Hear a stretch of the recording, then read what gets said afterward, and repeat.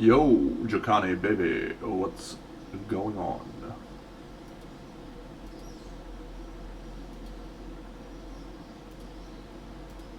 Ladies and gentlemen, boys and girls, welcome to Oz Machine episode 53. I'm your host, Big Deno.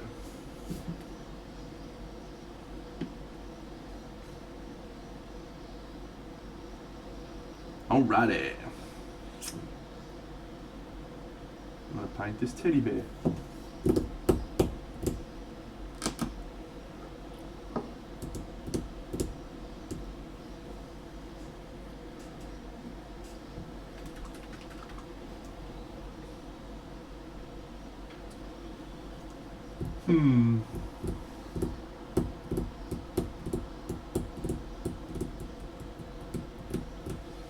Let's try a blue-ish colour. Dark Prussian is good. And let's try some greys.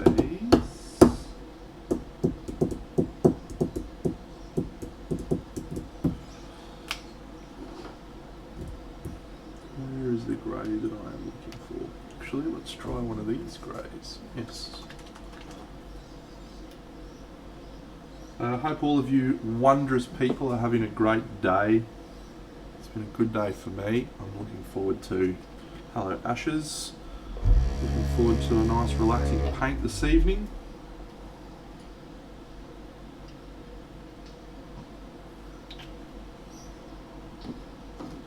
And making some fantastic headway on my crazy big project.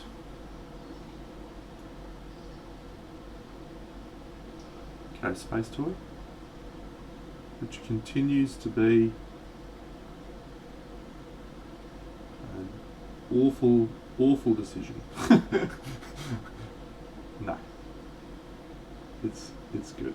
I'm very happy.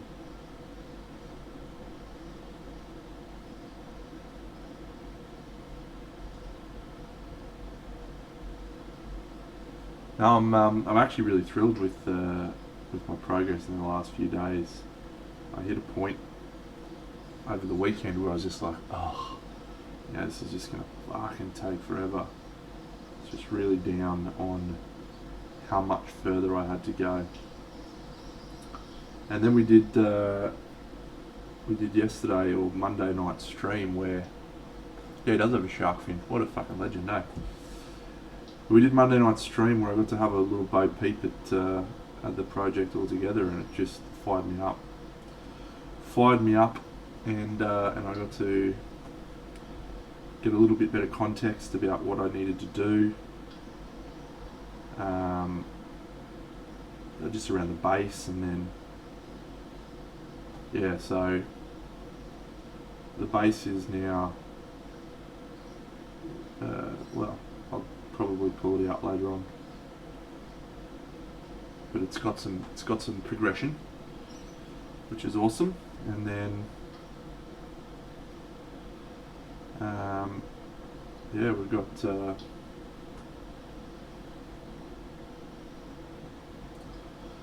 9 models actually on this piece that are progressed. So now I'm starting to move into trying to finish off some figures. Let's try and, now that I can understand the environment, let's get them a bit closer to being finished. That's the plan.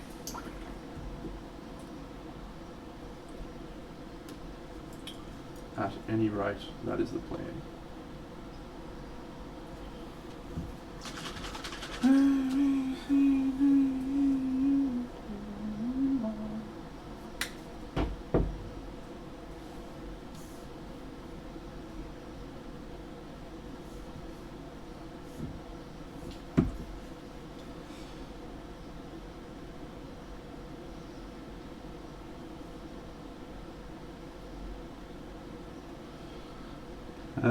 It's been a good project actually. Like, definitely feel like I learned a lot from Camelot, and I've been able to be better prepared for the challenges with this project. I feel like I've improved as a painter over this project. Not over this project, but just in general. Before, Camelot was very much shit. I don't even know if I can do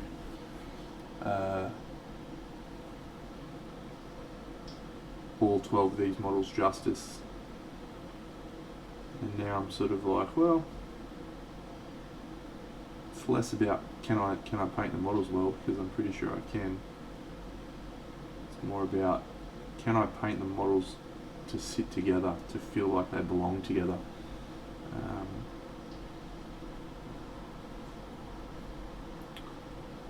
Which is a neat feeling.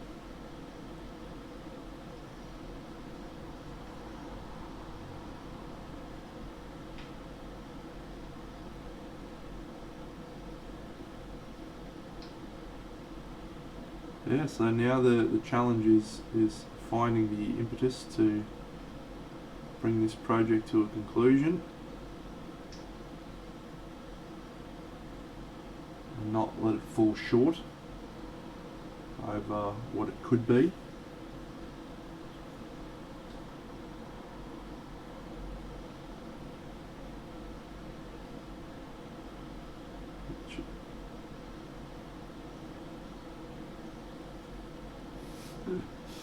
We do. I'll pull the base out later on, Bucks, and show you, because I got some work done this afternoon while I was watching Draxy's stream, actually. Hello, All Might, All for One, welcome.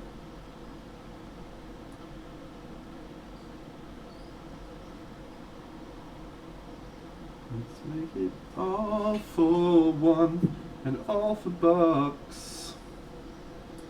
When there's someone you should know, then just let your feelings show. We'll take it all for one and one for bucks.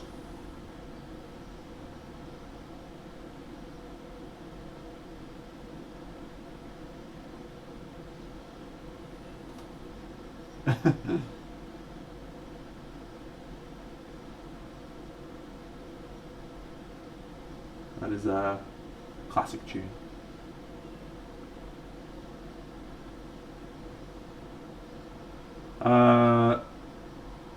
If you send Francesco Farabi a message, he'll probably be able to give you a date, but it's always the same date. It's always the second weekend in November. Always. So, the question is probably not when is it. The question is it going ahead? And I would suggest at this stage they're a very strong possibility of going ahead.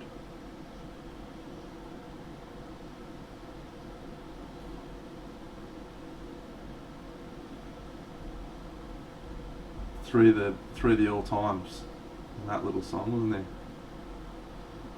When it's all for one and one for all. Your dad is Rod Stewart. Wow, that's a cool story.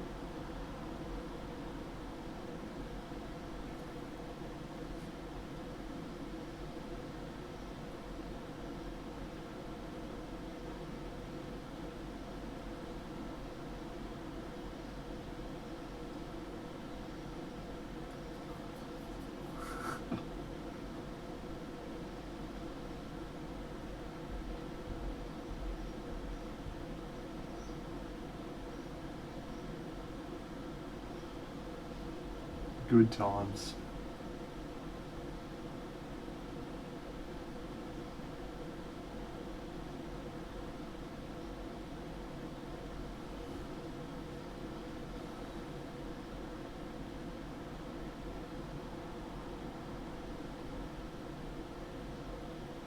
Yeah, I'm definitely not going to Monty this year, but I am really looking forward to the SMC and Monty coverage because we are likely to see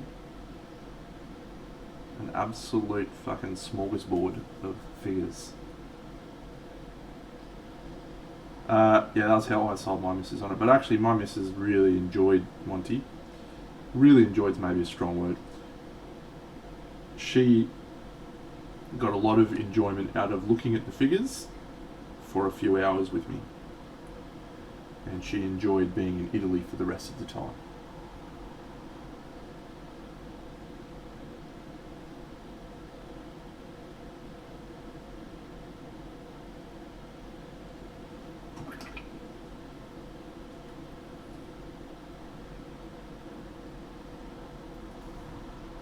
You out and about tonight, Bucks, for a chinwag on stream, or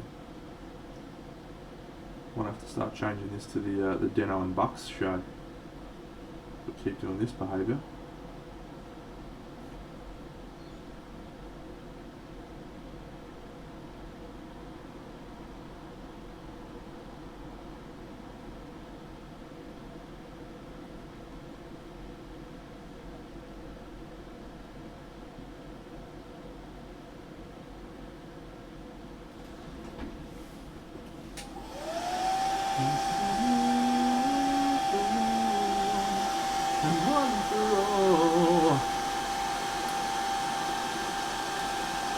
When there's someone that you know, then just let your feelings show.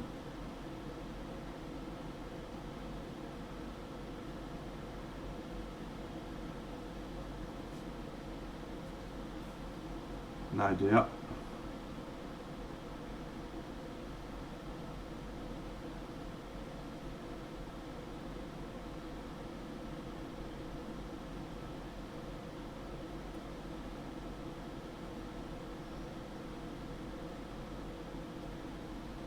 Enjoying the dulcet tones of Big Deno.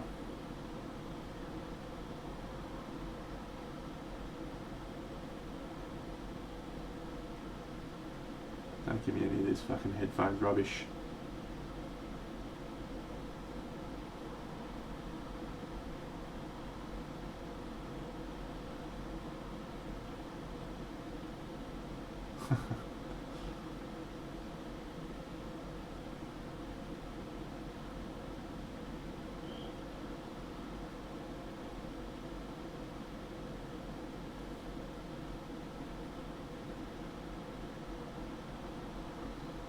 So Colwell posts his picture on the Facebooks and the Instagrams, and he's like, "Yeah, guys, I really tried to be rough and sketchy on this one."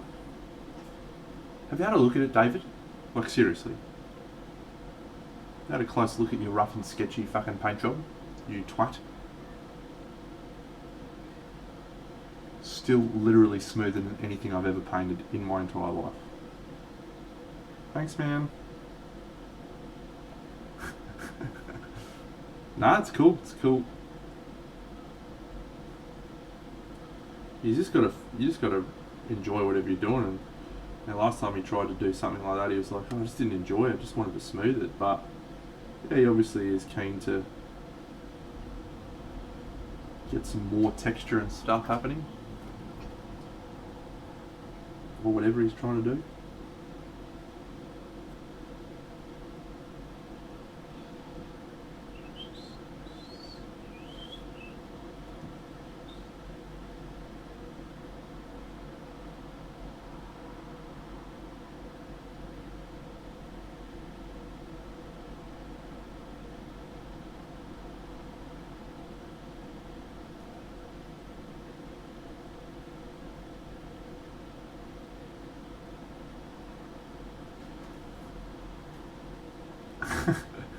Yeah, he does. He does that with many people. But the worst bit, the most annoying bit, is he's so fucking nice. Can't stay mad at him.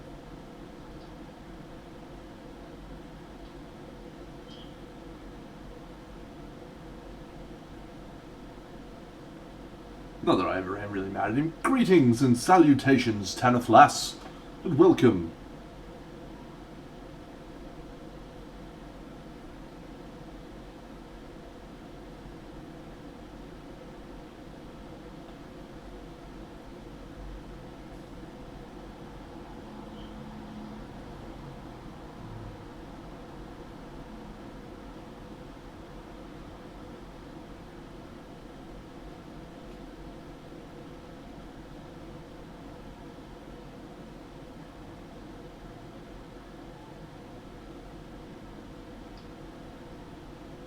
I'm a bit perplexed by what this little fucking fabric thing's supposed to be.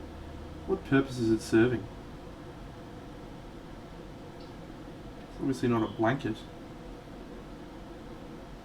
It's just a dress. Yep, sounds good, mate. Yeah, just let me know when you're ready to roll.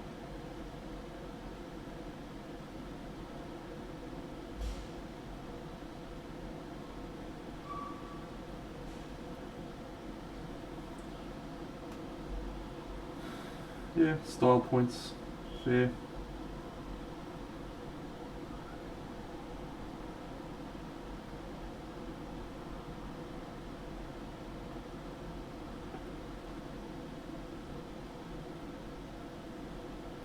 Okay, let's go.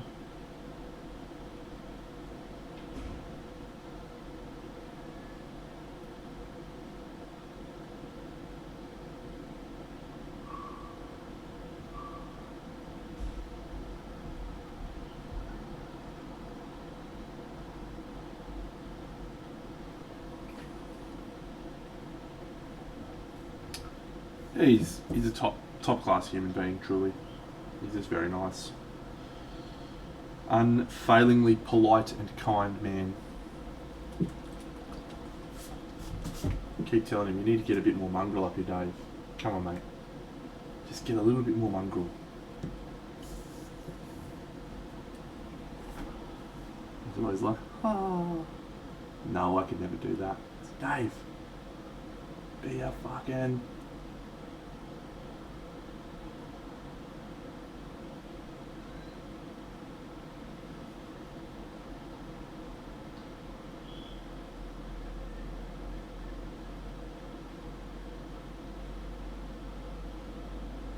Alright, so I think we're going to need to do some rust on these Hyperboreans, just in a way to try and bring the colour palettes a little bit closer together. And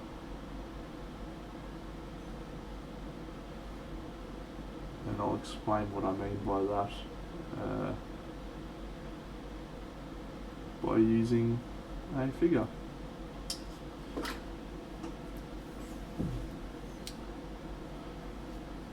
So yeah, we've got we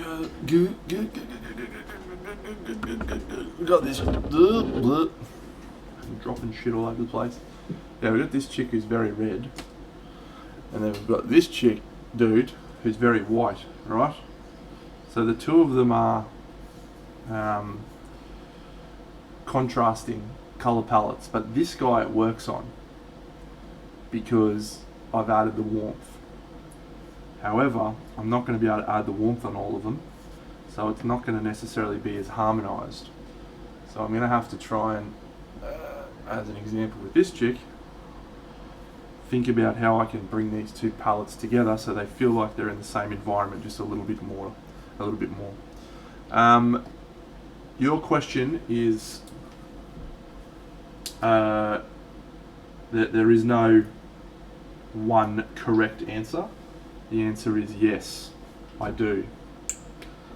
For highlights, shadows, midtones, all over, sometimes specific areas, there isn't like a specific rule. I'll pull out the base later on and you can have a look at that, because I think I've I won't say fixed the base, but I think I've got the base looking a lot more what we needed.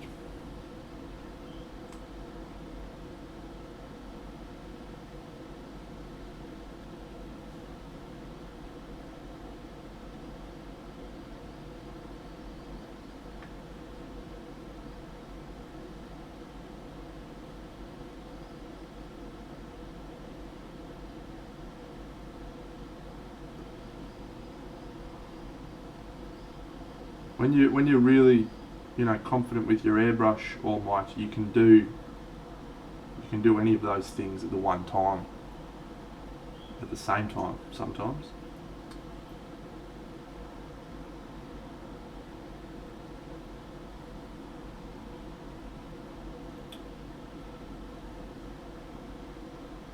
honestly, the part that you probably need to do is practice with the airbrush, because just practice in general. Airbrush control is just the same as normal brush control, just takes time. Takes time for you to understand what you can do with it. It's probably a little bit trickier than a normal brush to learn, because you don't have the tactile feedback, but it's fun. I like it.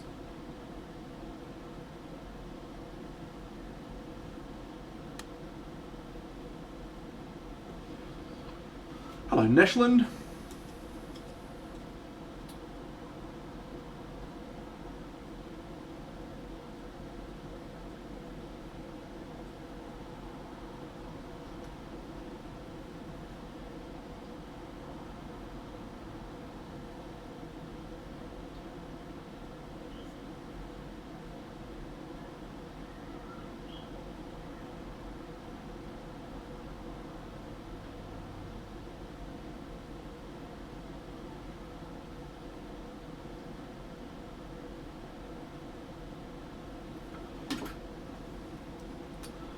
Alright, let's do some of these little brownie bits.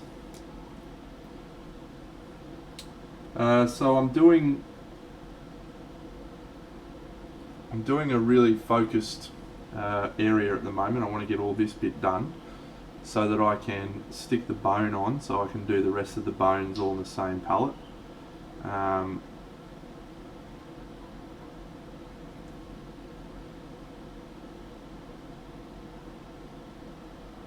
I've decided I'm only sticking one bone on.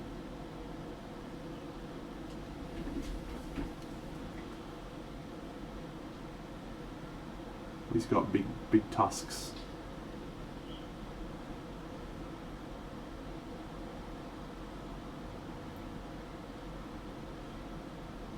Yeah, anyway, so the project, step by step at the moment, we're gonna try and progress each model a lot closer to finishing.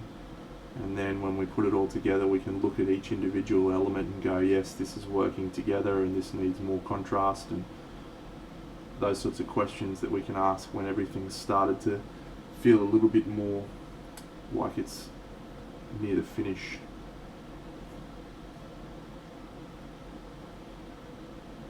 I must admit, I am starting to get excited about the finish of the project. Not because I'm not enjoying it, but just because, it's always really a satisfying feeling when you reach the end. Something you've worked so hard on for, what are we at now? I think we're about 3 weeks now.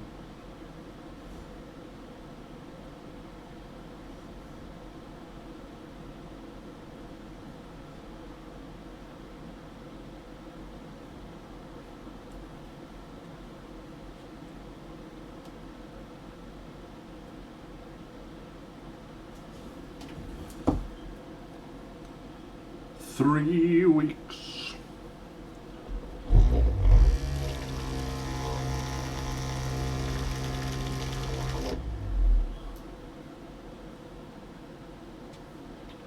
Three weeks is a little bit outrageous when you think about it, isn't it? For this project.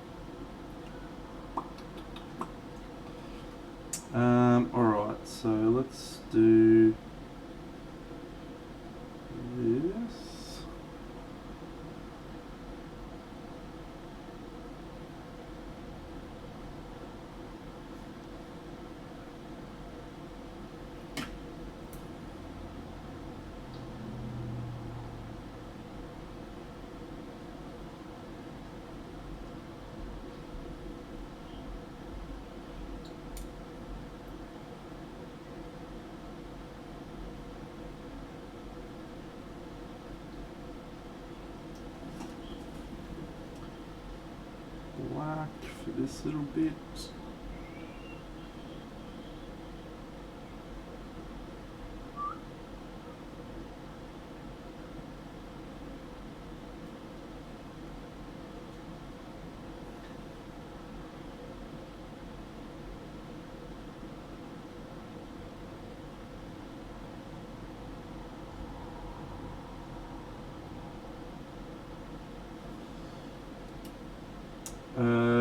The last step on this guy is going to be to do a little bit of Sergio-esque blending with the airbrush. This is one figure that's really quite at the back of the environments, and so having a little bit of airbrush blending across all of his surfaces will help quite a bit, I think.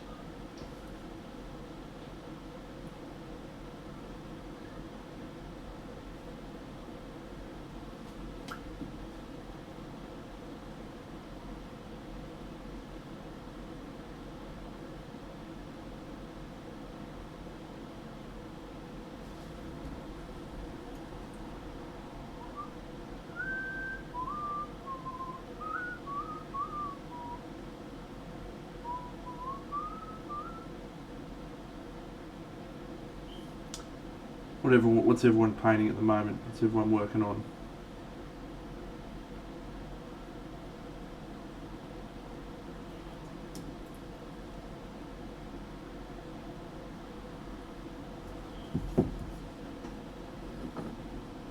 I'm working on a diorama.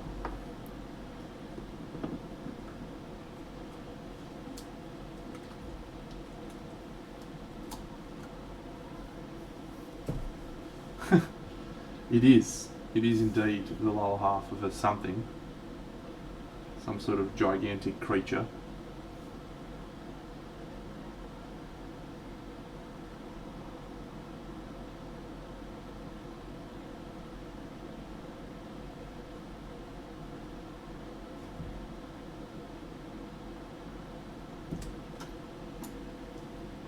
It sure is overboard, mate, but hey. That's what makes life interesting, isn't it?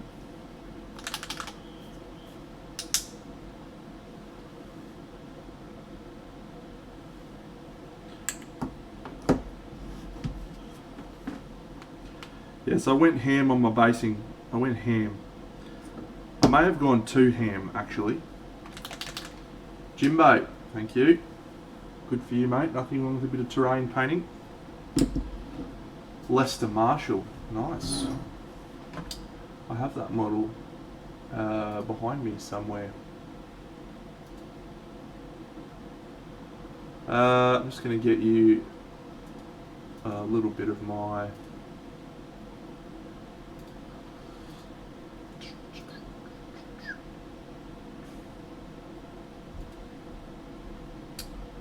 base.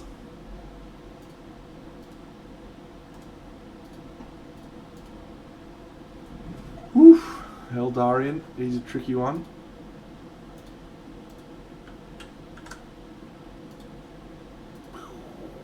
Yeah, so the changes that I made, I started the snow, I started putting plants, and I made a crack run all the way down the stairs. I'm happy with it. I think it looks fucking mad, and I've done even more work on all the bits and pieces now, and yeah, I think we're coming along really nicely, and it looks particularly good when I put the models on there. Really starts to look good, I think. So good progress indeed.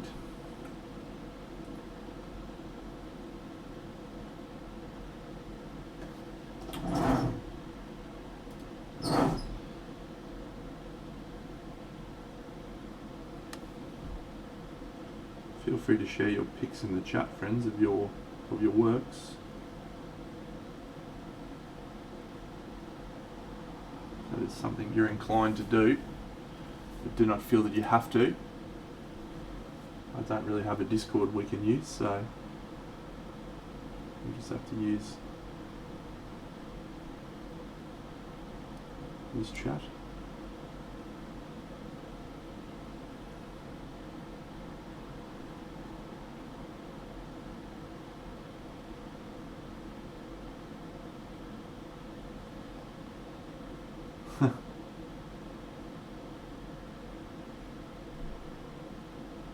Bucks is going to be heavy on feedback tonight.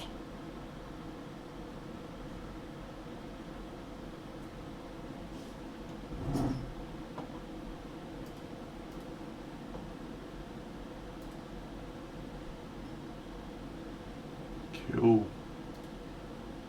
I like the backdrop, that's awesome.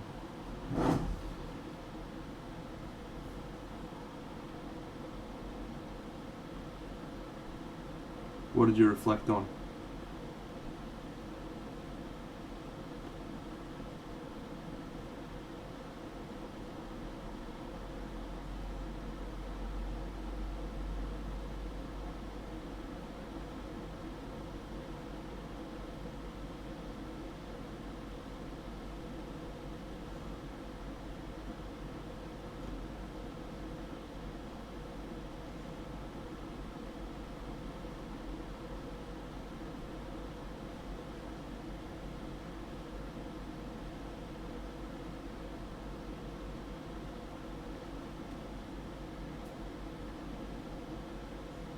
Or should we save it for the chats later on?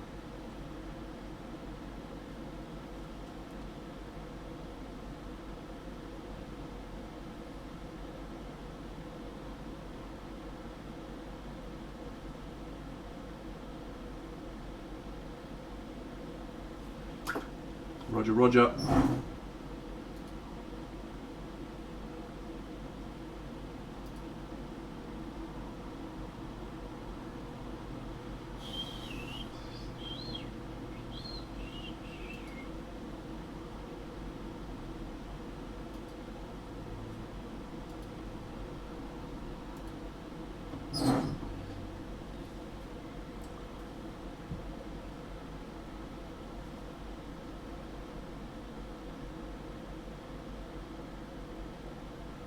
Are you happy with the space toy?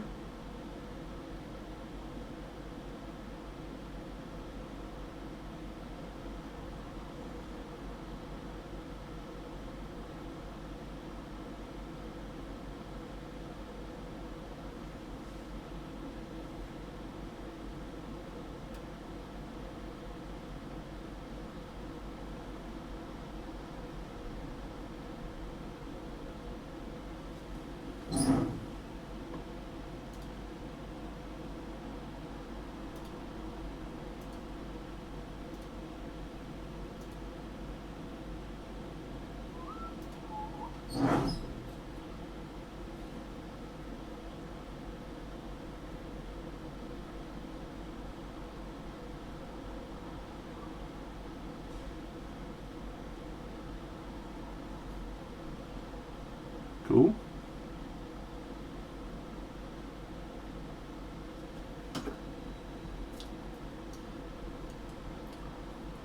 Yeah, I mean, I got no real comments, mate. Mostly made them yesterday, but I think it's cool.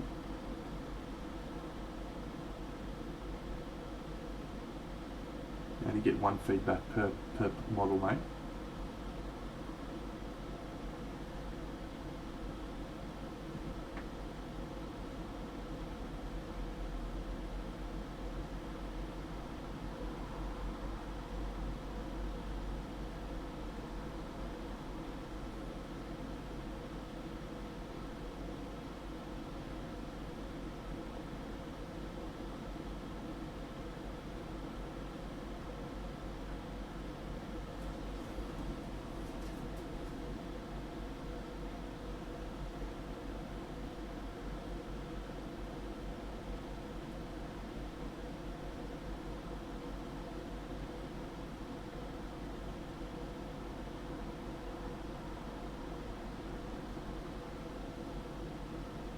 I can usually multitask pretty well.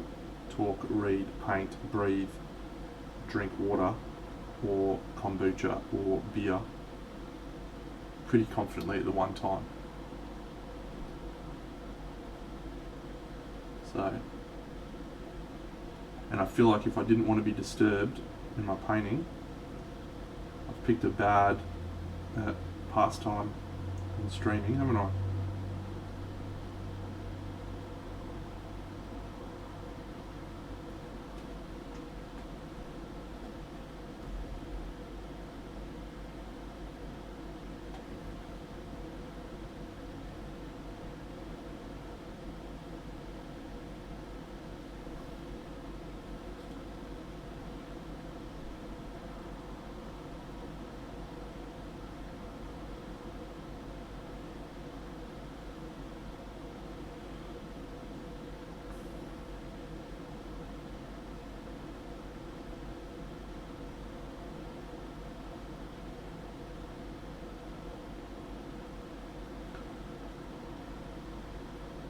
this model's quite magnificent, really.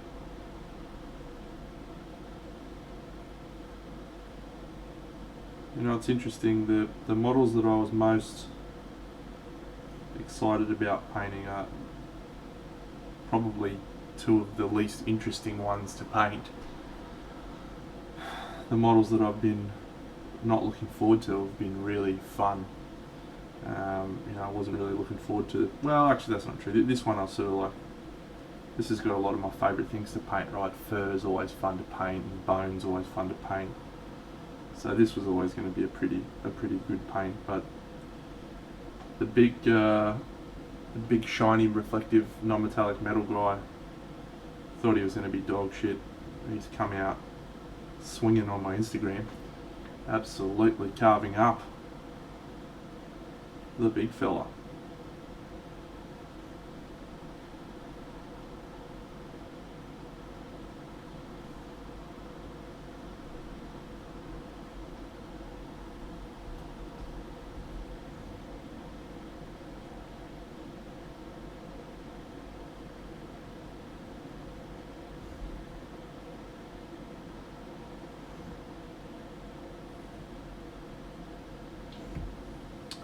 Now, have you isolated why you weren't happy about Little Toy Soldier painting Space Toy? Have you knocked that on the head yet, or what?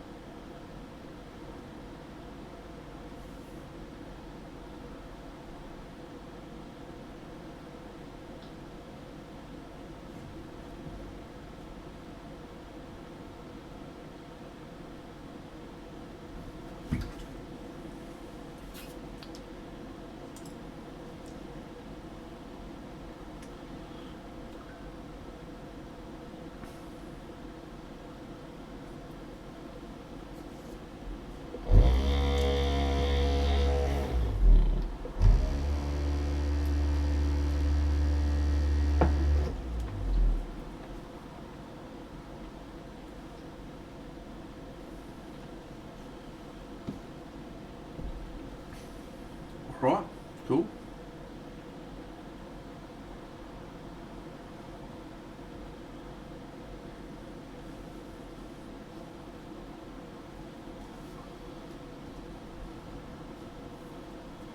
Good.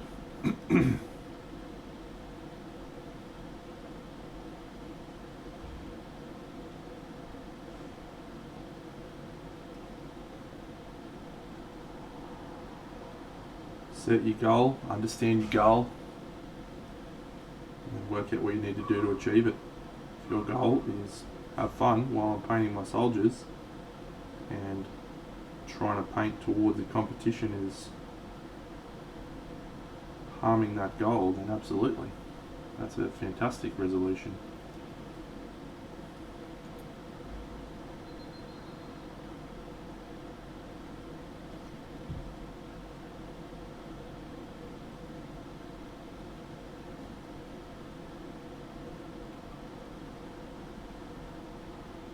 There is indeed different ways to improve that doesn't involve entering competitions. Might be time to sign up to a Patreon, mate. Find a nice Patreon. Start trying some different things.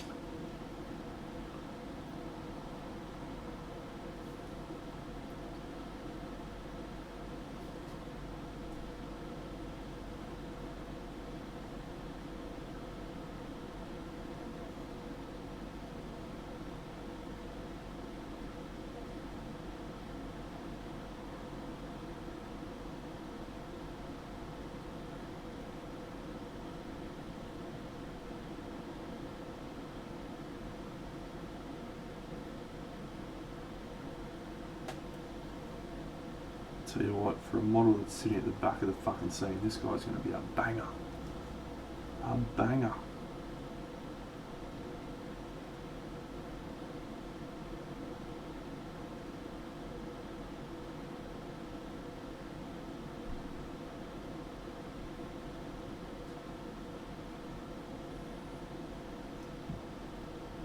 Yeah, I'm a member of several Patreons. I feel like I get value out of them. I figured I have them sometimes, and every now and then I'll have to have a sit down and be like, oh, better get up to date on my Patreons. Probably about to drop one so that I can sign up to Diorama and have a watch of some of his videos.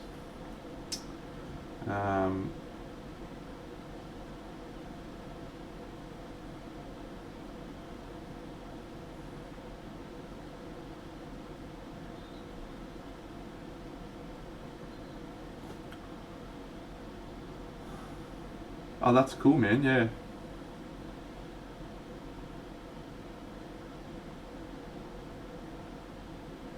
It's interesting what motivates people, isn't it? I haven't sort of done a painting trade for a while with anyone, but I think the stuff I've done that's come out the best has always just been stuff that I've painted without rules, not worried about results, and just having a good time.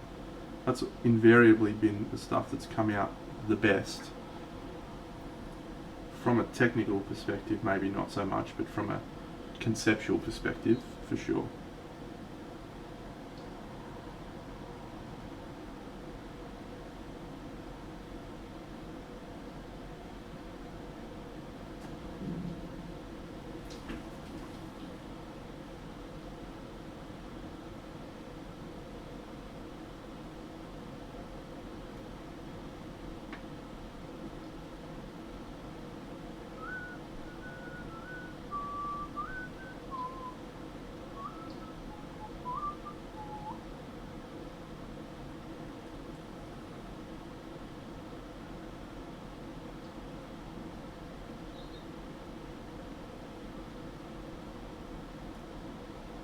I'm currently in the midst of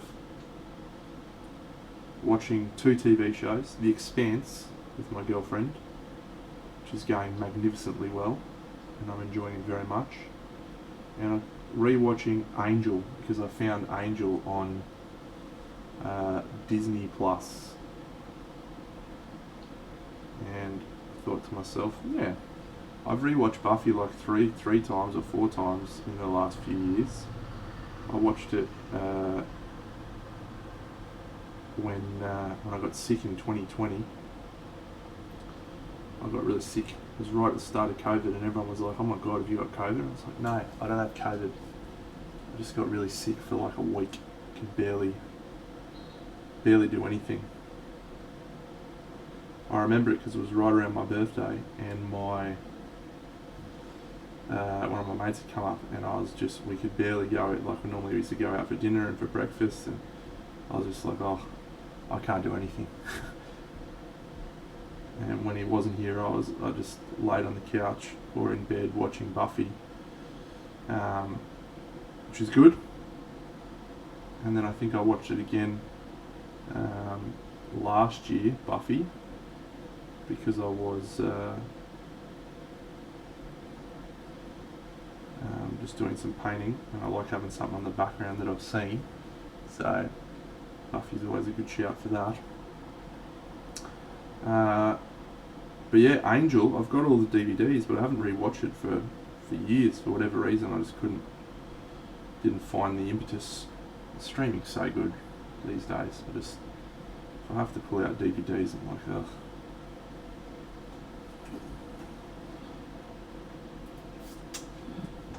So yeah, to find it on Disney Plus, glorious moment.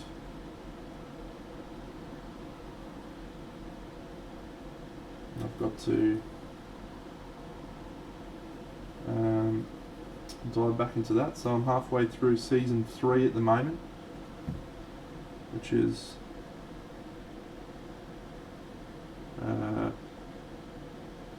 probably the best season, I would think, of Angel.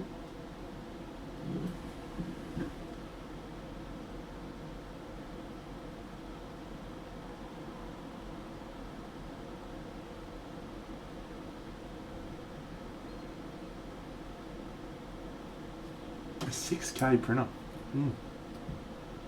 It's pretty awesome.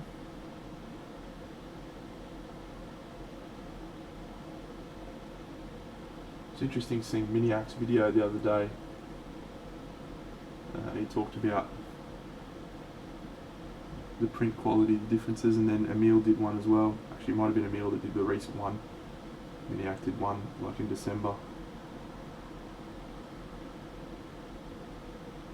where he talked about the differences in quality on a super. Yeah, it was a Squidmark. Really expensive printer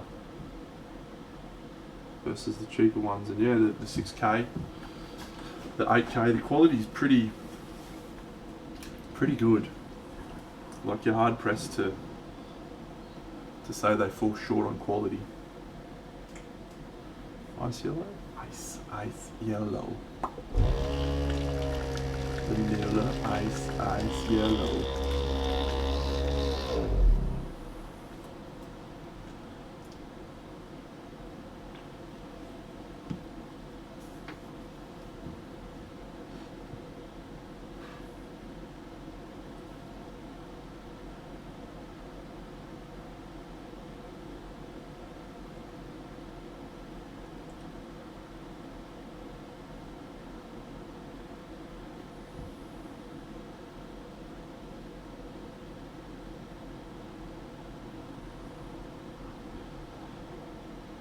Yep, the Elegoo Mars 2 Pro is actually the exact printer that I've got in there that I was using, that I borrowed from my friend Mark, and yeah, it is pretty damn good.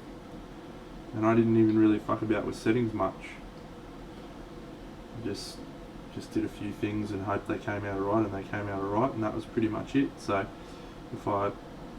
when I get my actual printer, I'll probably be mucking around with the settings and trying to make sure it's all perfect. I'm looking at the Mighty 4K, which is a frozen printer, and it's the slightly larger of the two, and it makes sense to me to use the larger printer for the types of projects that I tend to do. So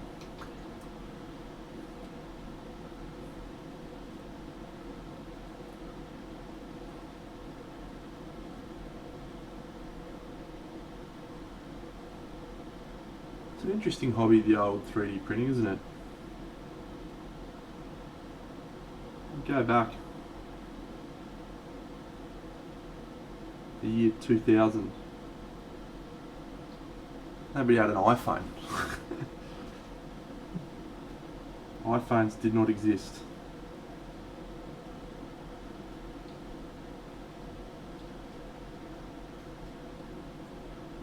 And now here we are, taking imaginary objects, turning them into physical form. It's outrageous when you think about it.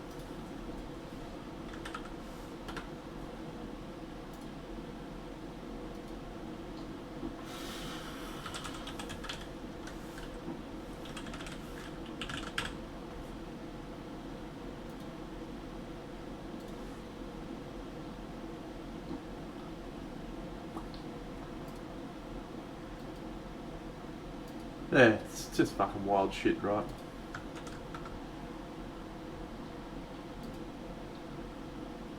Deno 1234.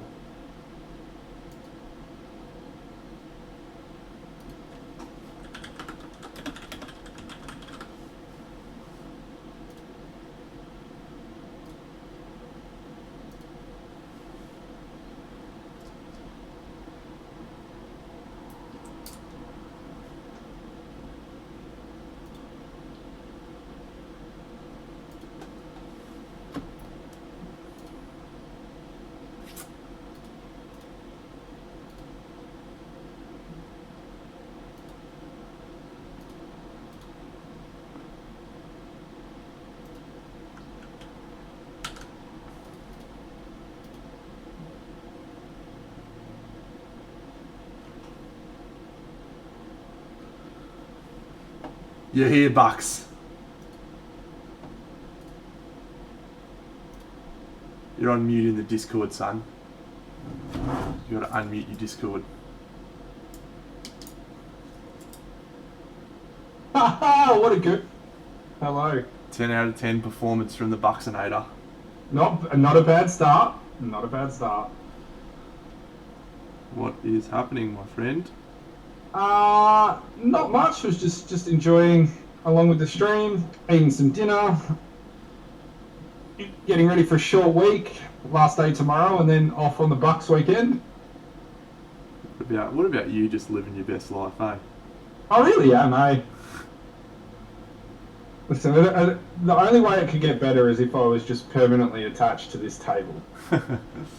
Hey, Celery, welcome, mate. I should put Bucks's details in the chat or something somehow. So everyone's like, oh, who's that guy? It's Bucks. Who's this guy? This guy who's constantly interrupting the stream. No, we've brought Bucks on. It's very important to have interesting conversations. It's what drives this wondrous stream, is interesting conversations. Now, I did interesting conversations with myself for about 12 months, and look, it was glorious, but the real quality comes when you have a conversation with someone else. Yeah, I think so. I think the other thing as well is I think it allows you to, like, at times focus in on some bits that you want to do. Not that you have a hard time doing that, but I can ask the chat some questions and get people talking. Yeah, it's good fun. Hello there, Tanith. If your name is in fact just Tanith, as in the Tanith first and only, and then Lass, I'm a big fan of your name. That's a fantastic name.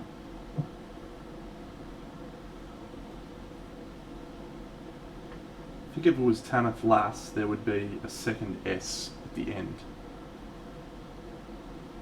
Maybe. You never know with aliases, mate.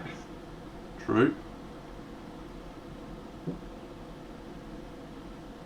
So you sent me a photo this afternoon of yes, of said base, and I had some thoughts and some feelings. I'm excited, and I'm guessing by the very nervous way that you're couching this conversation that you're not loving it. There's no nerves at all. I just want to see more angles of it, because I don't want to jump the gun on some things that I'm feeling without having the full picture, with the full scope. Good. Well, probably a tiny bit hard for me to like whip it out and do it and change cameras around a bit. So I'll do a bit more painting, but we'll leave it. We'll pull it out later on for show. Absolutely. Just wanted to point out that the stream numbers have just slightly gone up since I've arrived, mate. So it's, you know. Is that because you yourself added your numbers to the chat? I've added 3 accounts.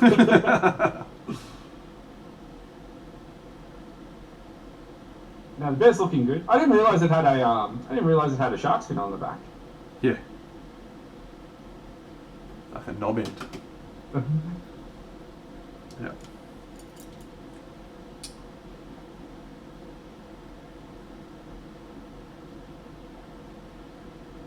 All right, we should. I'm not going to be able. All right, we got the full story on Tanith Lass. I am in fact very wrong, but I'm assuming that my perception of the name has come past this person a few times by the response. Good misspelling of Tanith Lass, the half elven from the wonderful Dragonlance world. I was talking to Draxy today about when I'm going to do a Dragonlance diorama. I said, yes, I'll do that. You can get in line. Yeah, I'll do that at some point. No doubt.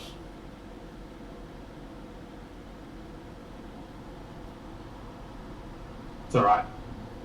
We have now lost some viewers, so there you go, mate. Everything, all is the way it should be. Order restored.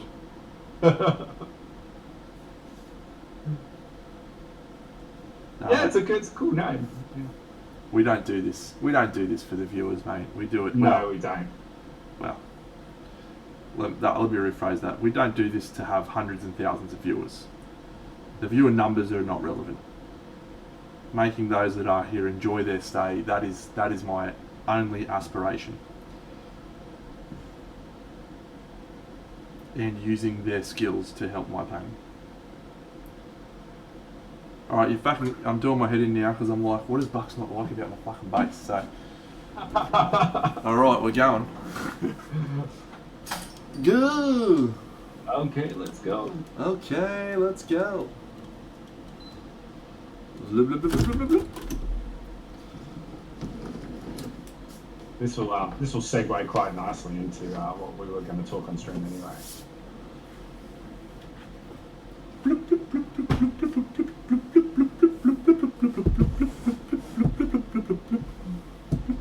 What we got in chat tonight? I wasn't paying too much attention. Ashes painting, Ashes. Ace Toy, always good to see you. Appreciate the shout out on Instagram yesterday, and I hope you're feeling better about your painting, mate. That's what we're looking for. All Might, that's someone I've seen around a fair bit. G'day. Massive Cravat, that's a cool name. He sounds like he might be. He's an Aussie. An Aussie? It's Matt Preston. G'day. It's Matt Preston. Oh, it's Matt Preston. Okay, cool. Yeah, the guy from MasterChef. He's a big fan of the show. Nice. Big fan of Dano's show. All right, there it is. Anyone? What are your thoughts? I've done some more. All right. So, for me, there's a feeling I'm getting on the large crack that's going all the way to the top. I love that there is some forking elements towards the top of the crack, but there's no forking going on the crack on the way down, and it just feels too like it's been designed to link the two together and not actually cracking the earth apart. Yep, we can add some more cracks along the way. Maybe Beautiful. more like this. I wouldn't mind seeing a potentially like reasonable sized crack veering off to my left, where your hand just was. Yeah, cutting through there and maybe ending on that corner. No, too deep. Like just a bit higher up. Yep, cool. Yeah. So that was one. I like the snow. Are we gonna paint the tree? Like all the shrubs are getting painted, I assume. Yeah. Yeah. So I'll be airbrushing them a darker color. Yeah. This darker green, and but yeah, I want them to have some some variation, right? I don't want them to just be all one tone. So I've been so this side here there'll be a little pond in there. Resin pond, and then I'm contemplating making that fall down into here potentially, but I'm not sure on that yet. I like that idea. Yeah, definitely need More to. interest. Yeah, and then have it like evaporate as it lands here. Yeah. There's like two things that I really like about doing projects like this and doing display/environmental bases is that you can do natural features and man-made features, you know? Yeah. And I actually didn't realise that the element on the right-hand side pillar, I didn't realise that girl or the statue of the lady standing there with all the water coming through. I actually didn't realise that was what it was at first. I just, and now that you put the water in, I can see, and I'm like, I like that feature. I think that's good.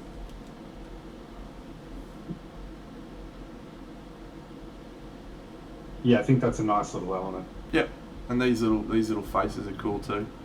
Yeah. All right, so here's Draxy, welcome mate. We're just looking at the base. So here's my first question, right? So I like this tree. I think this tree actually works really well. But the big one? Yeah, this one here. But let me caveat that. I'll put this chick on, and then I'll put the Oh, Drax just raided, did he? Yeah. Very nice. G'day. Wampa's here. Joey Skynet.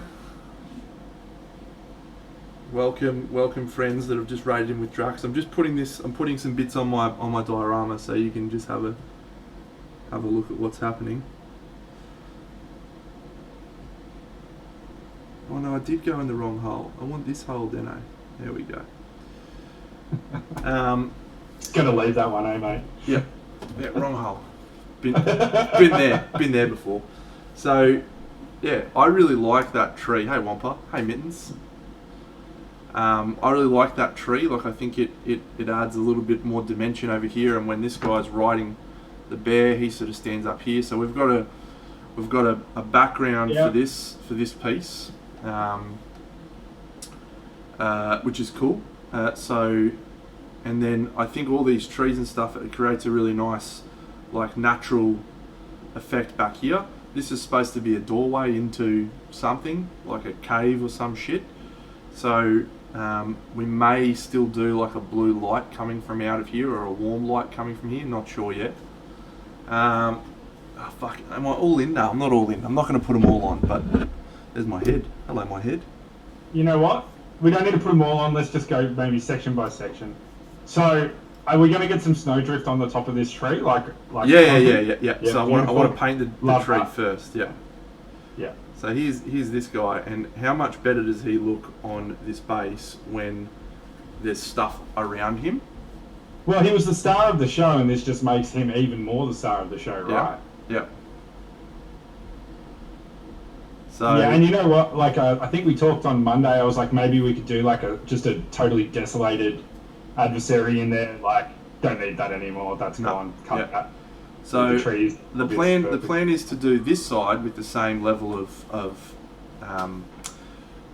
greenery, grassery, shrubbery, etc., and then the snow as well. So all you'll have is the snow and the greenery and the grass and the rock colour on the outside coming into this super warm thing, and then I'll use water effects to make the snow look like it's melting all the way out. Bonjour, Weetabix. First question, I bought them from a place, I don't know what they are, they're just like little thingos. They're pretty floppy, but they go a bit stiffer when you spray them with some varnish. So that'll be what I'll do next. Alright, first question. Yep. I got 3 of these trees. I like these trees. Yeah, they are synthetic. This one's the novel one, the one that might be wrong, but I like it. But you tell me what you think. Sure. What do you think about a tree here? Hate it. Yeah, I thought you might. Yeah, Right. it's going to completely cover up a viewing angle of. It is. There is a part of me that says cover her up and no one will ever need to see her. But I think it'll take away from that particular. So that was my first thought as well. But have a look at this. This is the tree in the exact same spot. Different angle. Different angle. Still don't like it because it's covering the foreheads, and I like the foreheads. I think that's a really cool element. I also like the foreheads, but it really draws your focus into this area and makes it a little bit more impressive. Now, it does. The foreheads is going to be fine because of this angle, which is probably also the Valkyrie's best angle. Okay. And I guess the lesson that I'm learning here is that you've already thought about everything you were going to ask me. But also, that this is going to have to be viewed on so many different angles. Correct. We talked about it last Monday. Now, I'm not sold on it yet, right? But I was just like, because I want to create more like dynamic viewing angles, I guess. Yeah. We're skating a fine line, right? Because it's about creating these dynamic viewing angles, but not segmenting the piece. Correct. It's ending up like a bastardized version of Camelot. Exactly. Because then it's like, well, what's the point in having them all in the same thing? I could have just done, 5 different things. But so here's Floaty McFloatface, and yeah, this being right here, the best angle for this little jewel, is that one, and that's not great. So to shoot to chat, Commander Mittens has suggested a smaller one perhaps. That's a pretty cool idea. I could potentially get around that. And then Wampa has said, I think the trees should be on the left side, then they are encapsulating the scene. I think there might be some trees for the left-hand side as well. I can make this smaller. Like I could just do this as a little small one. That might be pretty good actually. I think small, that does look pretty good. We get to see the top of the head, which means that it's like visually telling us there's something there to go and explore. So it's like a little clue. I like that. That's it. That's locked in. Make that happen, Deno. Love your work. Yeah. Mittens, you win. Mittens gets her name in the roll of honour of that whatever this project's called. All right. So when we get the rest of the base on this side with the same sort of stuff, then I think, man, it comes alive. Hey, like how much more exciting is this versus the other day? Yeah, you're right. I mean, we'll get those cracks fixed up, get a little bit more light going. Yep. Loving it. Just one thing, like something to talk about here and now, right? And this is probably a really good topic, snow. Sure. A topic that, you know, there's a million ways to skin this cat. How do you feel about where the snow is now? Are you going to build up the density, or are you wanting it to be? So it's an interesting question. I did a layer of snow yesterday, let it dry, and had a look at it, and I was like, it needs to be thicker, particularly as you get further away from the lava and the heat, the snow needs to be thicker. So I've done a second layer, which I've let dry today, and then I'm going to do some airbrushing of all the colours before I probably do a light dusting again at the end before we start moving into the melting towards the centre. Nice. Yeah, to the watery, you know. Yeah. We all know what it looks like.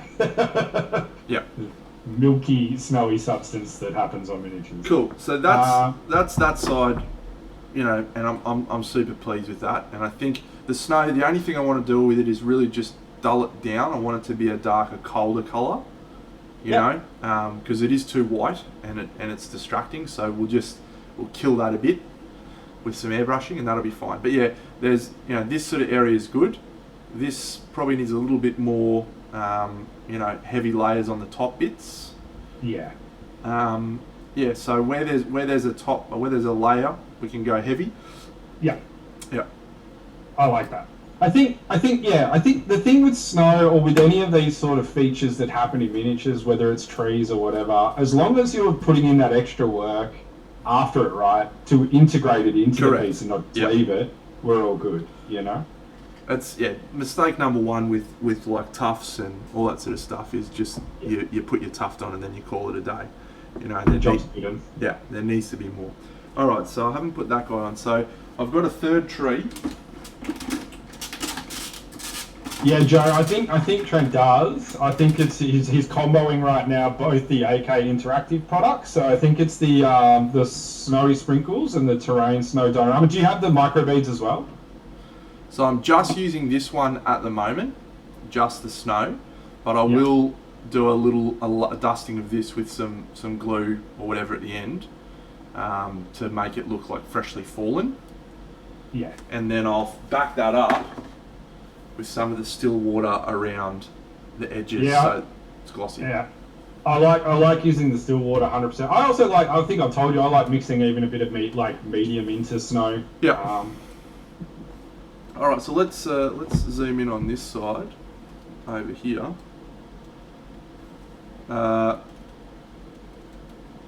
Yeah. So this was my first thought for a tree. It really closes it off, and I don't know that I like it. What about on the other side? Oh, you can't be on the other side of the gate because that's where we could go there. Right, so we could go there. I'll put Iron Man on. Fuck it. Are we like 3 steps away from putting everyone on? We're pretty close. Like 2 models not on the fucking base. What's the fucking point?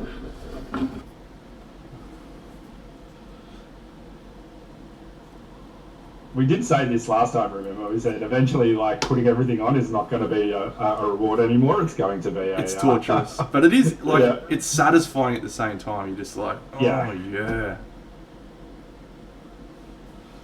So, it does 2 things, right? It does actually create a separation between these two. But I'm not sure that it... So again, my only criticism is for this tree. This tree right now looks great, but then we have to do environmental stuff because it's on the side that, like, look, it's right next to a gate and a volcano, like a volcanic lava. Maybe I could. This thing's been cooked. Maybe I could burn it, perhaps. Yeah. All right. Yeah. We're in. Apparently, we're in. Like, I didn't expect to be doing this at the fucking start of the stream. Jeepers. It's all right. We're all in.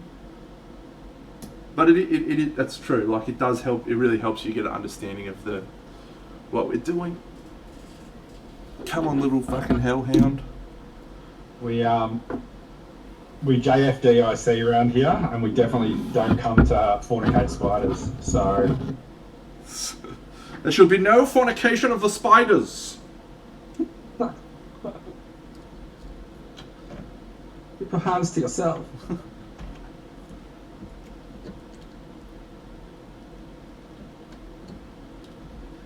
Why would you get in your hole? What a great film that was. Was a classic. I'm trying to make nail heads right now. Pins. Yeah, pins would have been great, but on the size that I'm doing it, it's not an option. Alright, so does this tree work in this position with a hellhound there?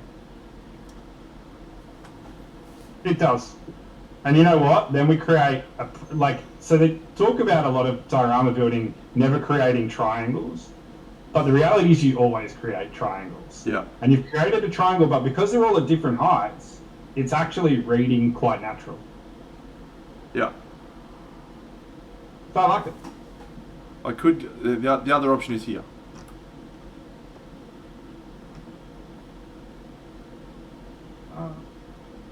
I wouldn't mind a smaller one in there. Like, I wouldn't mind even We could potentially do having a big some. one We still could where do you can some of have a smaller these. one. We could do some of these little fluffers. These little bad boys. Yeah, that'd be perfect there. Here, in the middle here. On where you're holding right now. All right. So Should be where the little ones potentially are. You like that a lot, do you? Yeah, I do. I just think we've got, if we can sell it, of course, because it's got to environmentally fit.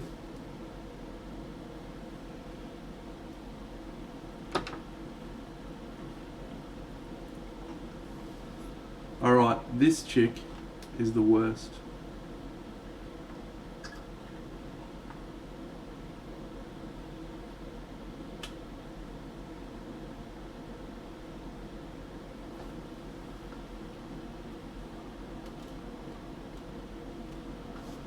Alright.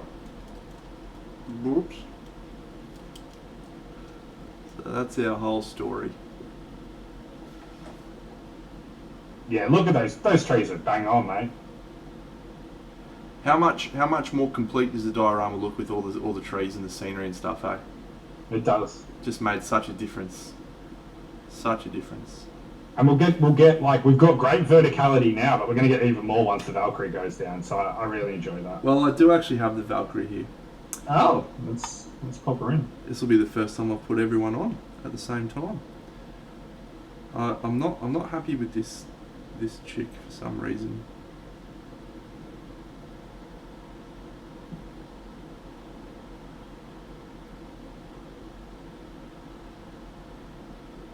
It does indeed. Jared, welcome, mate. I'll worry about her in a second. Yep, hey, Valkyrie. The Valkyrie. This will be good actually because the Valkyrie I haven't. I haven't tweaked her. I took off her hand. And that was it. I didn't do anything else with the model. The fuck? Why would you get in your home?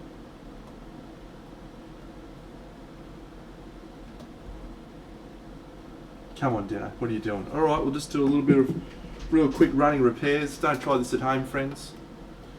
While you got your models on your fucking diorama base. Lovely.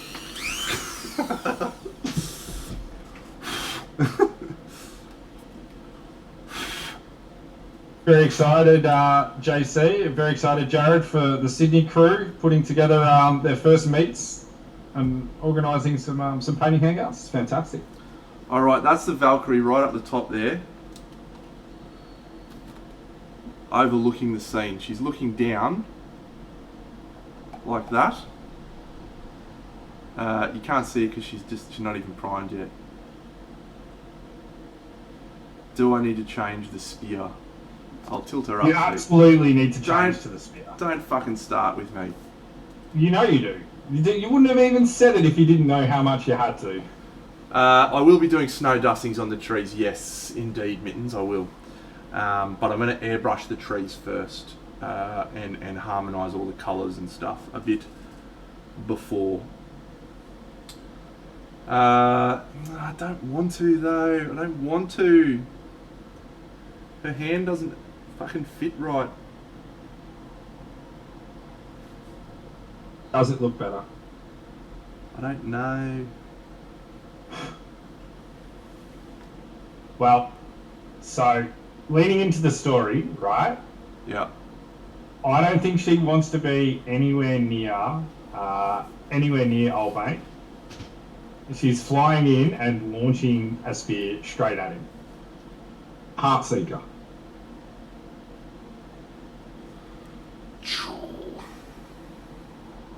She's going for the one strike kill on him.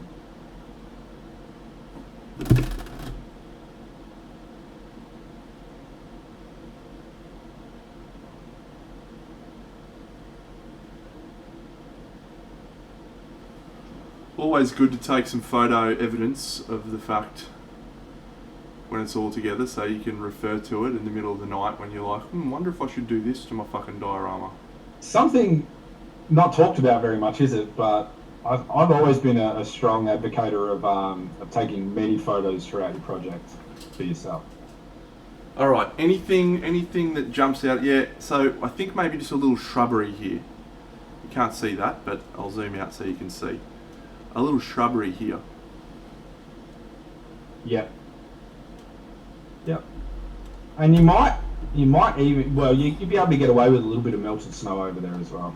Yeah. Or even just a little. All right. What I might do is I might trim this one down just so it's not quite as tall, so it's just sort of floating in there. Yep. And I might not glue it so that I can scorch one side of it. Mm-hmm. Will be fun. Now's a good time to say, whatever you've done at the top there with the way you forked the power coming out of the vortex, I'm a massive fan of this. I'm glad. It's like this real jagged sort of lightning-y effect, and I think more in and around your mouth, you reckon, eh? Yeah, because there's only two major prongs, and I just think a few crackling off. Yeah.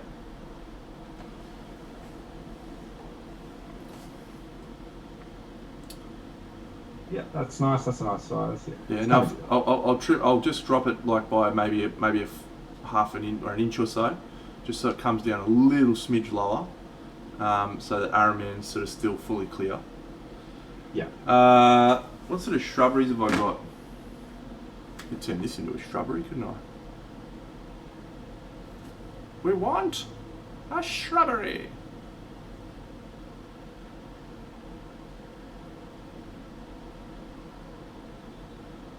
I like the idea of keeping the trees all similar.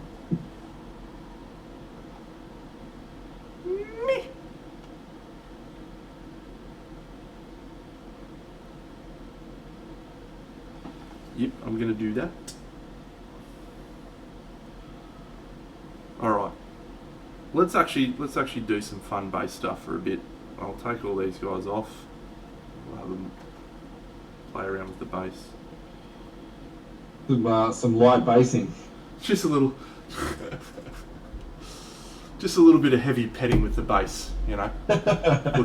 We'll keep it real relaxed. Oh. We love a tempo change on the stream, don't we? Oh, this Valkyrie's going to do my head in, I'm pretty sure. She's my favourite model. And I just want her desperately to be good. And I feel like I'm going to do her terribly. Jared, my man, I got those from a shop up here in beautiful Brisbane called Hobbyrama. It's a model train store. And I actually have the box, so stand by and I will give you the box to look at. They're called Realistic Trees from Woodland Scenics, and they cost me $33. Fuck me, I didn't realise. Woodland Scenics loves to make you pay for those elements, don't they? Oh, I like that's a big insight to how you operate, my friend. Just straight in, don't care, looks right, I'll take it. Those look like they're perfect for my diorama. I shall have them. That'll be $130. No problem. I don't even ask. They just like I'm just off in my own world. They're like, that'll be this much. I've already got my credit card out. I'm just like swiping away. Just fucking okay. Let's go. Get it in. Now some like with my projects, right? I feel like you reach a point where you're like, yep, I know what it needs, and I'm gonna go out and get what it needs. That's it. 100%. Yep. There's no two ways about it. Let's make that happen. Yeah, I'm a strong advocate for spending money, especially on a hobby. Speaking of which, I need to put a lovely order in with Mr. Stone here tonight, as he's just acquired that whole Hera range. Ah, lovely. So look, friends, when it comes to planning these dioramas, and I'm far from an expert, right? This is my second, so don't take this as gospel. I don't think you can ever really know everything that you need on, like, from a planning perspective. I think if you go in going, I'm going to plan everything to a T, you'll come up short. Because there's always challenges that come up along the way and things that you didn't think of, and X, Y, Z. So being able to be flexible and change your mindset about what you're going to try and do, it's crucial. Yeah, you have to be able to pivot. Yeah. If something's not working right, So what you see me do now, where I'm making running changes to an entire base and stuff, is just normal process for me, so that I can remain free. Much like Nelly Furtado, I'm like a bird. You only fly away? Yeah. Or you're a man-eater? I'm like a bird, I'll only fly away. I don't know where my soul is. I don't know where my home is.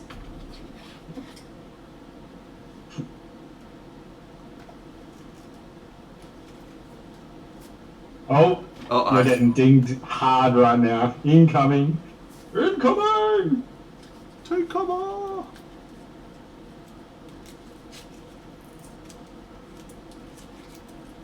There it is. What can I sing for you, Wamposaurus? I already did, mate. I'm like a bird, I'll only fly away. I don't know where my soul is. I don't know where my home is. And baby, all I need for you is I'm like a bird.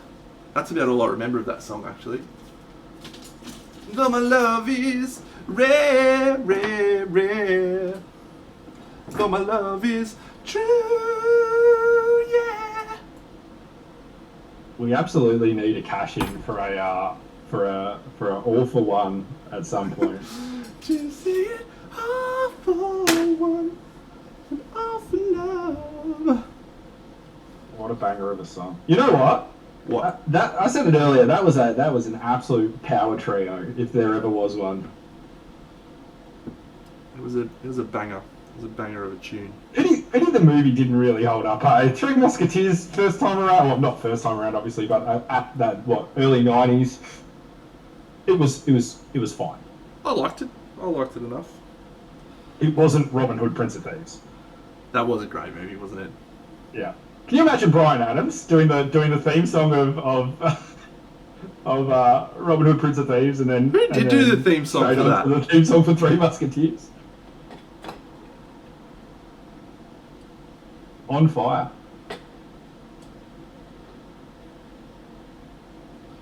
Oh, look, never feel concerned about throwing a song right in the middle of a conversation, mate.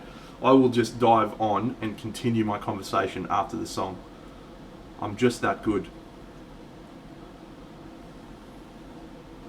Yeah, just send it. Oh, that's awesome. You're not far from. So a little secret, Space Toy. I'm a Gen 1 convict myself. So I'm full-blooded Englishman, born in the industrial town of Bolton, fucking Bolton. But I moved over to Australia as a young fella. So there you go. Bolton. Yeah. This is just magnificent effort here.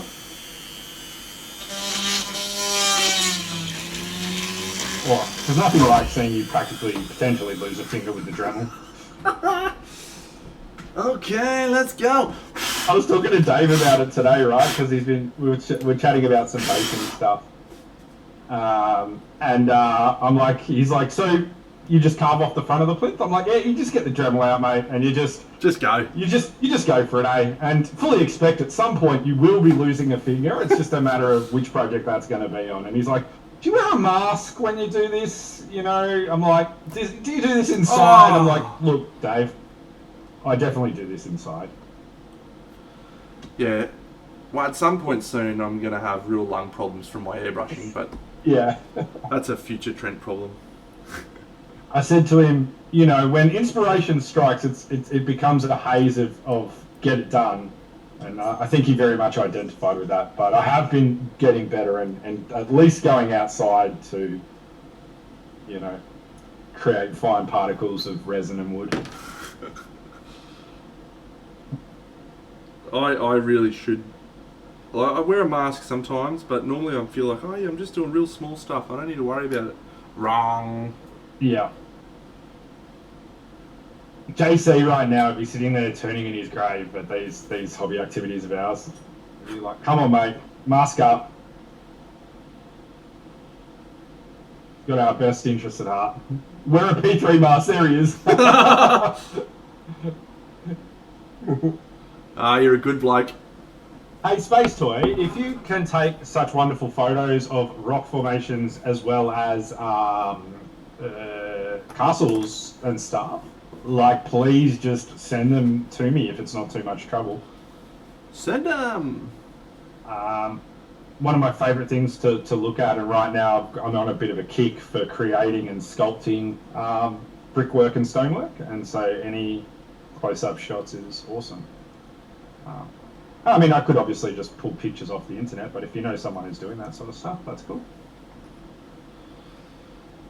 Yeah, legend. Whenever I went to Europe, I would make a point of taking photo after photo of European countrysides, and my girlfriend would always be like, "What are you doing?" And I'd be like, "Oh, I'm taking a photo of this rock. How good is it, eh?" She's like, "What the fuck is wrong with you?" I'd be like, "Nah, check out this rock. Fuck, yeah. I got some banging rocks on here." I'll tell you what, on the drive from Melbourne, lovely Melbourne, up to Canberra, at about an hour or two out from Canberra, you've probably done this drive before, eh? Yep. Yep. So about an hour or two out from Canberra, you just see these grouped rocks, and they look like mates who are all cold and hugging together to keep warm. They just look fantastic. Look, it's got a little bit of this greenery. Yeah, get some of these rocks up here. This is in Portugal. Yeah. Oh, nice. This is us walking up to it. Look at this fucking vista. Magnificent. Look at that, bit of fountaining goodness. Look at this rock here. Beautiful stuff. So good. Yeah. So How good is it? How good is it? Like, big part of what we do. Love rocks. Big fan. Love rocks. You got a question there, mate, on the lava from All Might All for One. How do you make this incredible lava? I can't remember. That was a haze. That was a hobby hangout haze where you were just like, and I think the lava's done. Yeah, I just went hammer and tong on the lava, and I don't really remember. Honestly, I do not remember at all. I just was like splashing colours on there and doing stuff, and then all of a sudden, okay, now we're here. No, look, mate, so the key to get vibrant, intense, bright colours like this is always a white undercoat. So anytime you want to pump up the saturation and intensity, paint white, and then do your yellow, do your orange, do your fluorescence or whatever colour it is, and usually it'll come out pretty good.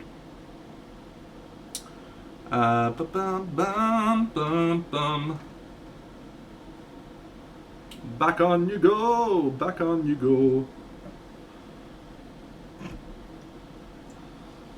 Look at this, magnificent. I am enjoying this actually. I am enjoying what I've created here. Wow. It was a swift turnaround. We went from bit of fatigue into motivation, into excitement and enjoyment. There was a fair chunk of fatigue happening, I think, and I was just like, ugh, I don't know how to get past this, but I feel much more energized now, and if I can take it there, I love that about this hobby, eh? that you get despondent and want to fucking stop and never paint again. No, I love the battle. I like the emotional roller coaster that it can be. Like, I just think it's awesome, you know. Like,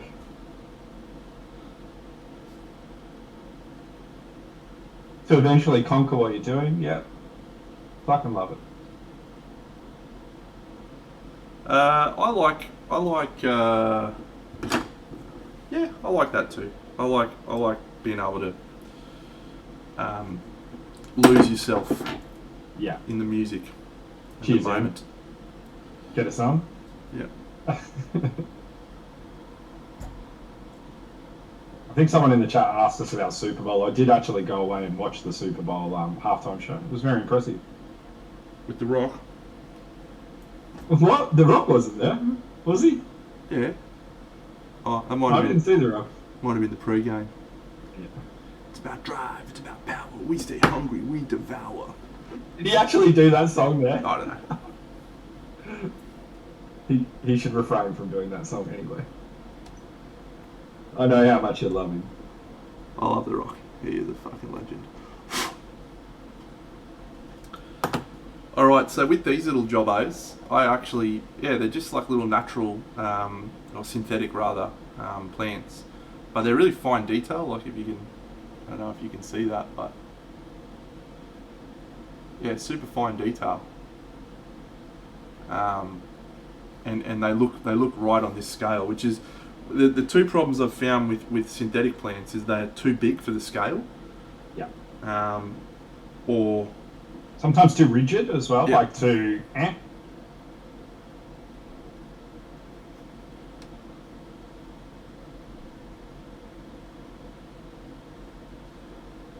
What was your question there, All Might? Sorry. How did you? I think I might ask you. How did you do your? How did you do the rock work? What did you use to field the rocks? Polystyrene. So I used XPS foam to build up the rough framework of the rocks, and then I actually tried a new technique this time. I used a filler, which was pretty cool, like a filler stuff. I think I got it here actually. Yeah, here it is. Multi-purpose filler. Just from Bunnings. This was like $10. You normally use it for filling gaps in your walls, and I thought, yeah, I'll try that for my diorama and see how it works. It was quite nice. I got a brush and then I used water to smooth it and create texture with the brush, and it worked okay. It's probably not as durable as like some of the other methods I've used. It was pretty good. I like that, eh? That's something I think is fun. I don't know. I think there's either you sort of people who have a formula to things and they run with it, run it back a lot, or try something new every time. Yeah, I just like learning new techniques, learning new skills. Maybe one day I'll put everything I've learned into one project, and it'll be the greatest project I've ever done. But that Monty Gold screaming out. That's the gold. It's coming one day. one day. Could be a good time. Does chat want to chat? Do you want to talk about anything, chat? Do you want to ask any questions? I will before yeah. Feel free to ask your questions, but I'm just going to have a little digression on a place I bought some stuff from, Diorama Presepi. Have I told you about that place, Bucks? You have not. Oof. Where are they? Italy. Yeah. And he just does diorama plants, but the best plants you will ever buy for model I'll pop on making. over tomorrow.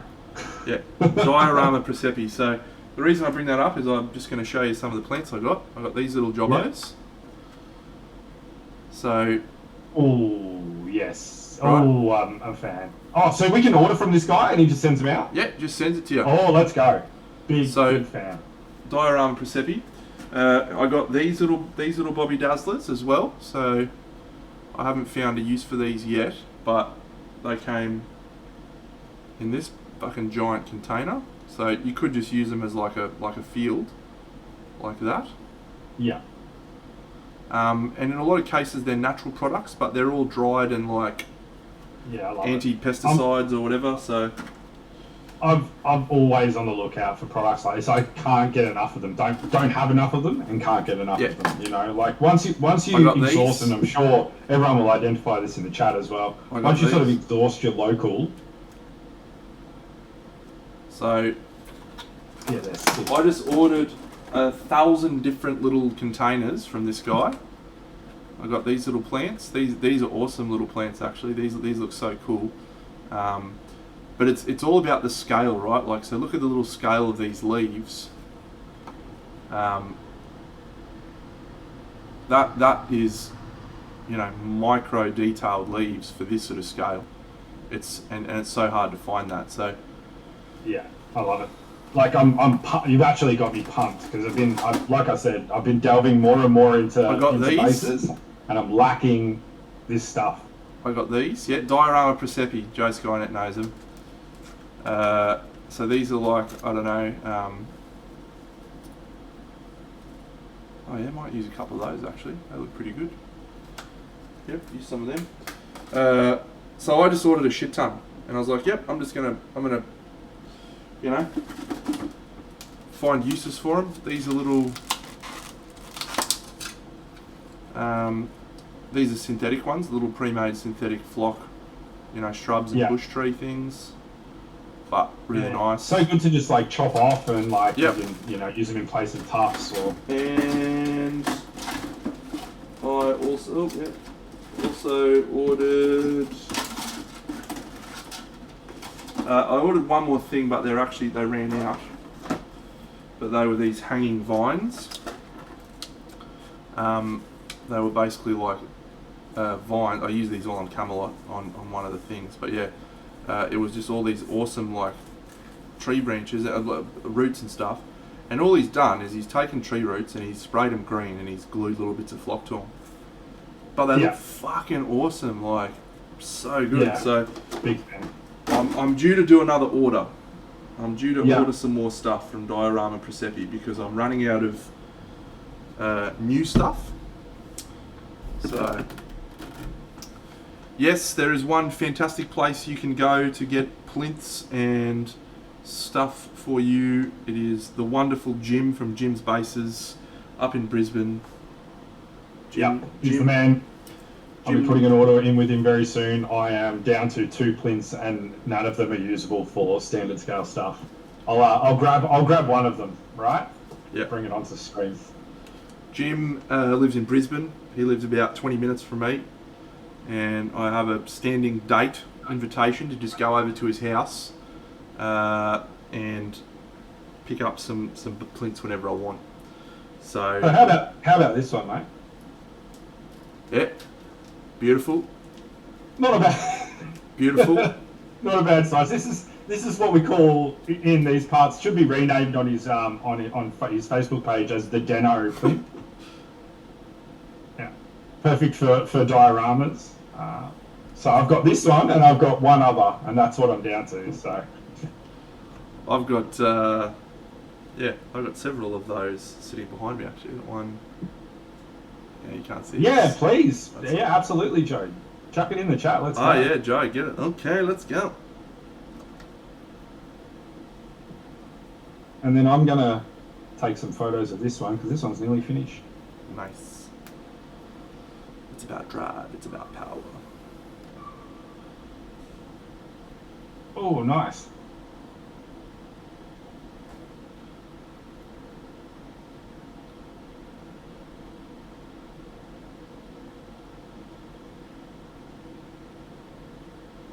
Yeah, I like those rocky outcrops. It's giving me a very much like a bit of a Shire feel to it.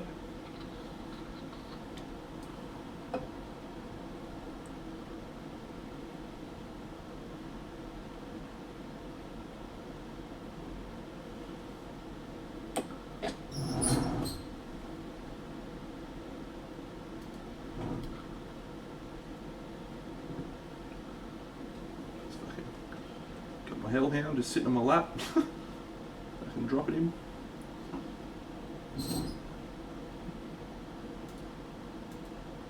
Yeah, awesome. Look, he's just got really, really cool stuff. So, Diorama Presepi, try not to spend $1,000, mate. That's my challenge to you. All right? Me? Yeah. Mate, wrong guy. That's the challenge. Because every time I go there, I'm like, oh yeah, they look nice. Oh yeah, they look nice. I'm at like $500 after looking at the first category. I'm like, yeah. We're gonna have to get you to work on Saturdays. Yeah. Yeah. You know what? Is there a way that we can somehow become like the Mythbusters of this hobby, right? And we just get to sit in the studio all day with all of these products and just bust myths while making some of the coolest shit we can. What a dream that would be.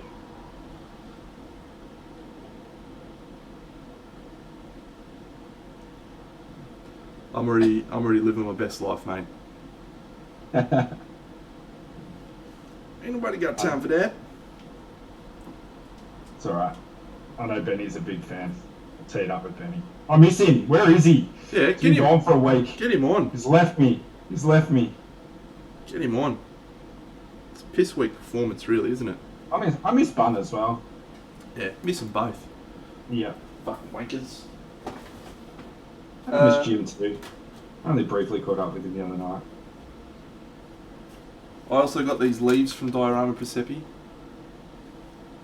These are nice little leaves. Good colour. Like them. Yeah. I picked up some of those real tiny ones, the pre-box ones. Who's the company that does them? AK does them, right? I picked up some of those real tiny ones. They've been pretty good. Yeah, if I remember, I think they're too tiny. That was how I felt about it. Oh yeah, You picked up the scale set, seems decent, although the one orange is super runny and weird to paint with. I actually only have picked up from scale the two metallic ones, true metal metallic ones, as I went for the Michael Pizarski special from Chimera for my non-metal metallic. I can feel this $1. Yeah, go for it. The non-metallic metal set is scale fantasy range, and the scale fantasy range are often not very good for coverage, and the particular colour you're referring to, I would take a stab and say is Coke Copper. And yeah, I really struggle using them for pure coverage in most cases. But they are fantastic for glazes and tints because of the type of paint they use and binder and all that sort of stuff. So you'll struggle with coverage, but you'll get some really cool glazing colours out of them. So that is my suggestion.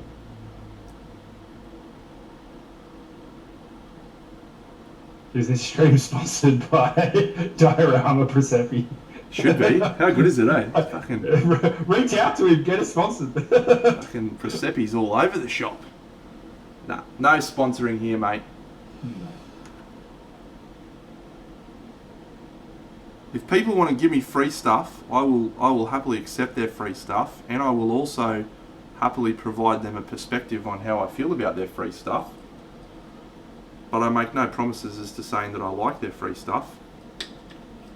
Yeah, I think that's one of the first things I called one of your very earliest streams, like when I first come along and you were talking about that sort of stuff, about how, you know, it's not a stream like that, but if people do want to send along stuff, you will happily. Yeah, I'll review anything, right? If someone wants to send me shit, I'll review it. But just be aware that I'm going to be brutally honest and truthful. And if I think your product sucks, I'm going to say, this product sucks. And I don't know that Redgrass are all that happy with me. After the palette? Well, I use the wet palette and I think the wet palette's great. But their special fucking micro sheets, the $1,000 sheets that they were doing the Kickstarter for, just rubbish. Don't rate them at all. Got no interest in them. And yeah, so they haven't sent me any stuff for a while. Thanks, Redgrass. But 10 out of 10 on their wet palette. I wasn't sold early on, but I'm a bigger fan now. Yeah, let's just get this little fucking... Big fan of just a bit of Glade baking paper, you know? That does it for me. Some people are Multex, man. I'm a Glade guy. Yeah. Must be interesting to be wrong all the time, Bucks. I think I'm just getting points here, mate. I think you're wrong. I think Multex isn't it. But I mean, do we really want to get invested in the cooking paper wars of 2022? Yeah, look, I'm not that invested that I need to be like, yeah, man, fucking baking paper. Yeah, exactly. Okay, let's go. All right, I'm not sure, but that may be enough treeages on that side. What do you think? That's fine. Yeah. So I'm about to go snow. Yeah. So we kicked it to 4.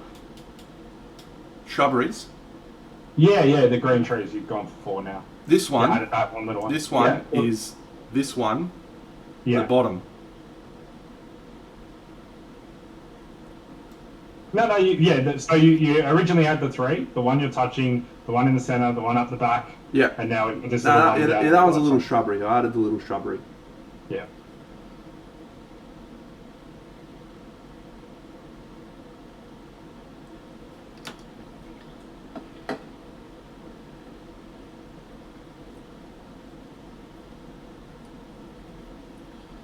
Precision point with the tree installation of trees, right? Like just all about the precision. Precision's my middle name.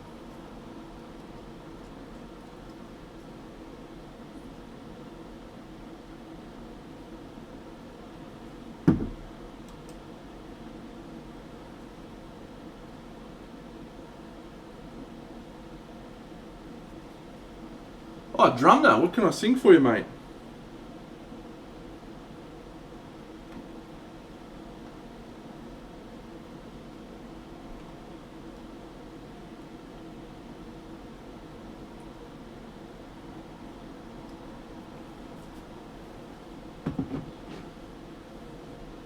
You got to pick a song, son. You can't just be like spend 1,000 points or 5,000 points and not say anything. Tried that once. I was like, you choose, and you told me, go fuck yourself. Give it away, give it away, give it away now. Give it away, give it away, give it away now. Actually, I'll sing my favourite Red Hot Chili Peppers song. I don't ever wanna feel like I did that day. Take me to the place I love. Take me all the way. I don't ever wanna feel like I did that day. Take me to the place I love. Take me all the way. Well, I just get Flea like and just pull out the bass and strip it off and just shred. Frog Gym. Mate, I'm enjoying the AK paints. I wouldn't say that they have replaced Vallejo for me, nor have they replaced Chimera. But I do find myself grabbing a AK more often than not. Kind of like the coverage of the range. Sort of like how I can dilute them and stuff. But they're yeah, they're not without flaw. Yeah, they get a little glossy at times. Yeah. So I like them, but I don't think they're like must have. I wouldn't be throwing out all the other paints and switching to them completely. But there's a couple of colours that I've really like started to bring into my rotation a lot, and this one's a really good one actually. Let's see if I can find it. Yeah, this one, Pistachio. It's this one here. Yeah, beautiful. Pistachio. It's this really like yellowy green colour, but I mix it into black and do really interesting black highlights with this Pistachio, and yeah, just like it's an interesting colour. I'm a big fan of it actually. Yeah, it's kind of, it looks a little bit like livery green. Yeah, toned down. Where'd those little fuckers come from? All right, who's this one? I think that's Ariman.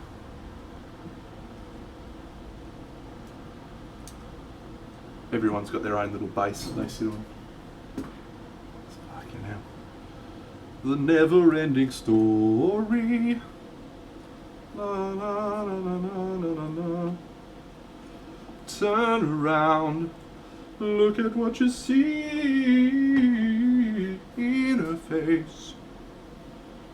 I do use a lot of Chimera. I would say Chimera is probably my most used colour range at the moment. The main squeeze? I really like Chimera. I'm not sure why actually. Well, vibrancy, I'm going to go and take a stab at. Yeah, pigmentation, like the coverage is really good.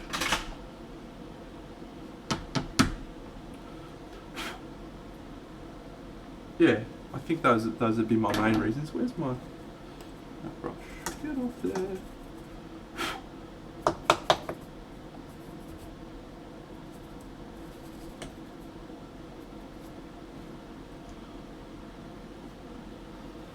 Yeah, Chimera is just up there as the number one paint range for me in terms of why. Yeah, there's strong coverage, easy to dilute, mix well together, have a nice matte finish, but not like dead matte, but just matte-ish. It's good. They're good range. Oh yeah. I'm going to try and create a spider web. Oh, cool. I've done that. Sculpting each individual strand. I didn't do that. Bucks, why you do this? Okay, let's. I don't know. I don't know the answer to this question. But I am deep in this space. Alright. Yeah, didn't use those. Oh well. I can go there. Cool. Let's get the airbrush out.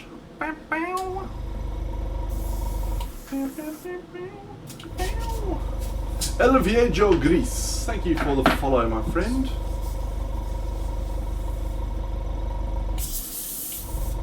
Alright.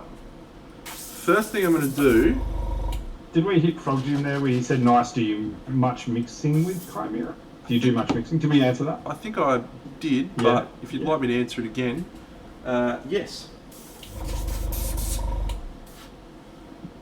I might really be just paying shit attention. Yeah, I'm not always interesting to talk to. Alright, first thing I'm going to do is I'm actually going to add some white to those trees.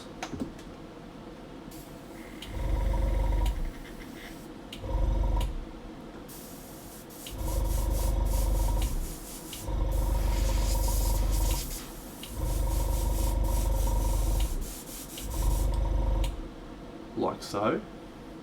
Just give them a light dusting. The powdering? Yeah, just a little powdering.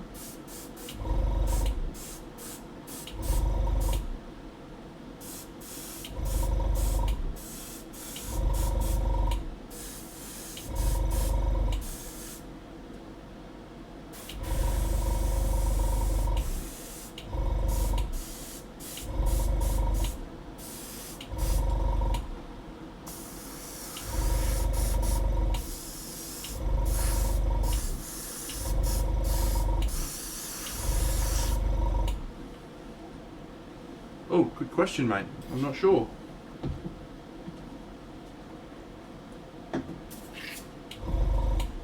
Yeah, haven't heard from him in a long time, eh? Were you out and about on that stream where he? I was in the call, yes, I was on the stream, that stream. Yeah, just went off the rails a bit. Yeah, I just sort of, I think muted my mic and just sort of Chuckled. was taken along for the ride, really. So Frog Jim, ever since that stream, he hasn't been about on my stream. Alright, now I'm going to go for a dark bluey green. Yeah, look, I mean, I don't say this with any disrespect. I hope he is okay. I hope everything's going alright in his life. But I did tell him precisely how I felt about his behaviour, and he has not returned since.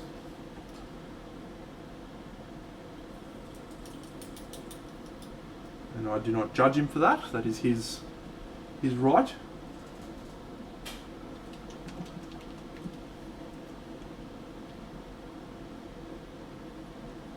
But yeah, we're all accountable for our actions.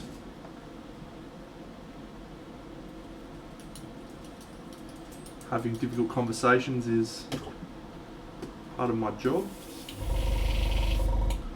So Yeah, you definitely let through the breach on that one. This is like one of the really interesting things I think you can do with, well, the airbrush. Just using the airbrush to integrate things into the base. Just creates, you know, much more harmony.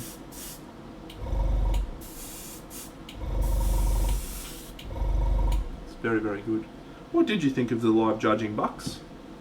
What did I think of the live? I really enjoyed the live judging, both as a participant of the competition, but also as a spectator of the live judging itself, like in the format. As I think I've said this before, I very much got a lot out of the feedback, not only provided to myself, but also provided to others. Particularly in the conversation surrounding what's now maybe we can start to title as sort of photography painting and in-hand painting. Oh, controversial. I like opening that conversation. Funnily enough, at the actual event, we had a sort of a group conversation about the same topic as the judging was going, as it had just finished with Sebastian. And I think unanimously, as a group, we all agreed that that both are really important to the hobby and both super valuable and allow you to achieve different things. But obviously, in the hand events, you're kind of going to have to cater a little more to that versus online, obviously catering maybe to a little bit more to the photography-based painting. So, yeah, I really enjoyed it.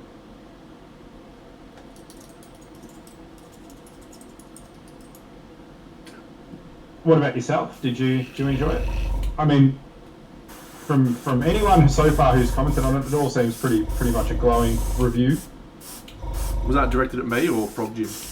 I think it's a Drummer. Sorry, Drummer was the one that asked. So I think I know Frog Jim's perspective on it. I know your own perspective on it. I know that there's a few things that you'd like to tighten up for next year.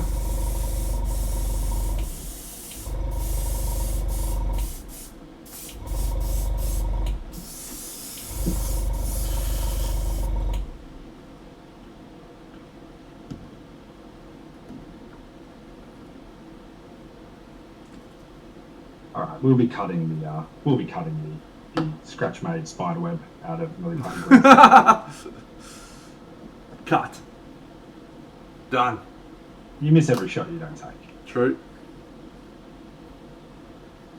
No, that's a shot I wouldn't recommend taking, put it that way. Well, I've got some spiderweb elements in this, so I'm happy that that's it. Yeah, I think it's the way forward. Interesting. Love that. Yeah, it's infrastructurally not going to be possible for every event, unfortunately. But yeah, I also agree that there's a lot of value, I think, in the judging online.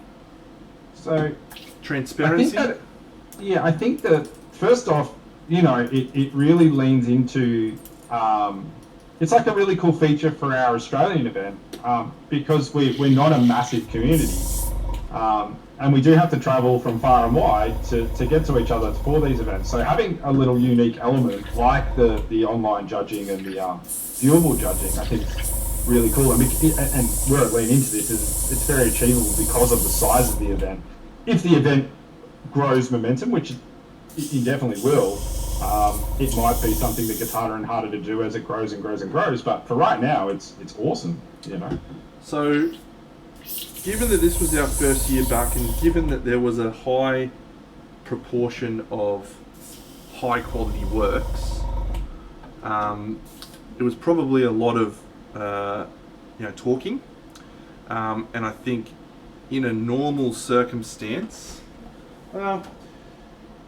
in previous years we probably had about the same number of winners, maybe slightly less winners. So there was one more gold medal given this year compared to the year before. Yeah.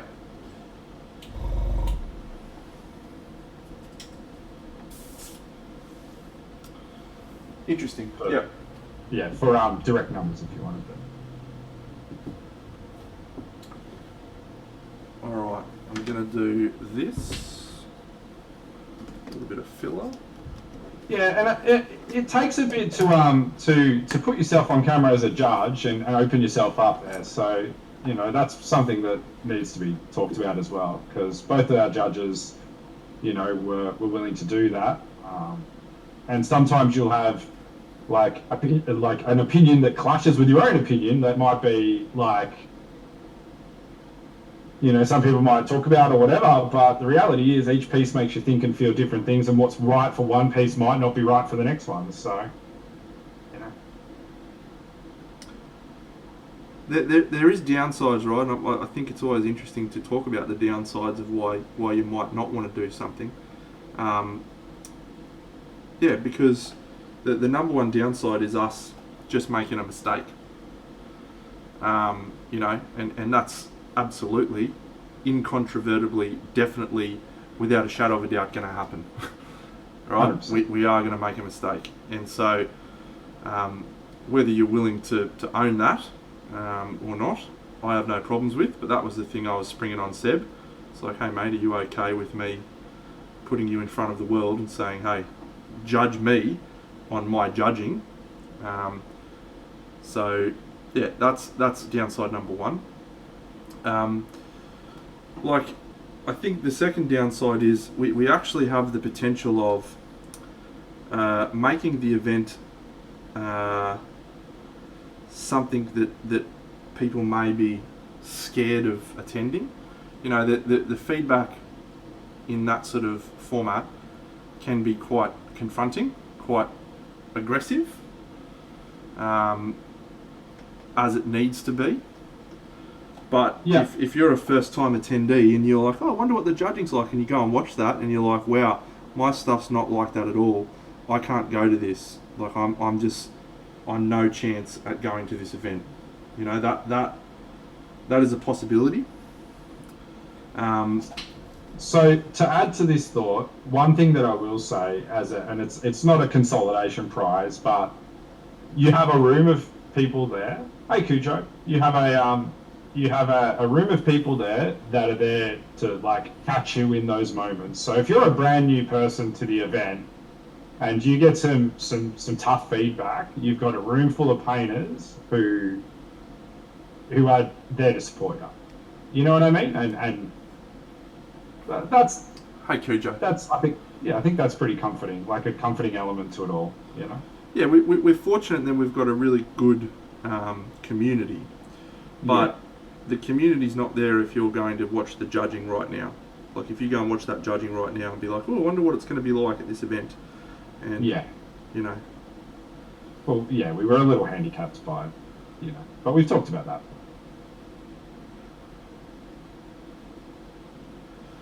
So that's the two major downsides as I see them.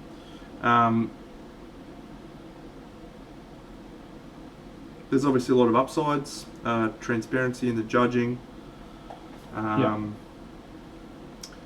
Creating more opportunities for people to receive feedback, which is often a hard thing to do, which is a positive.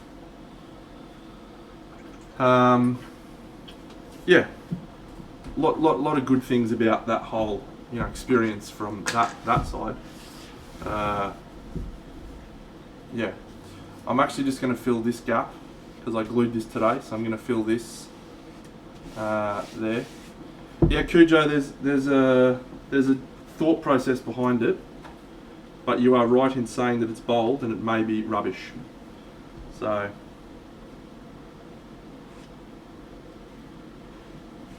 we'll find out when the project's finished.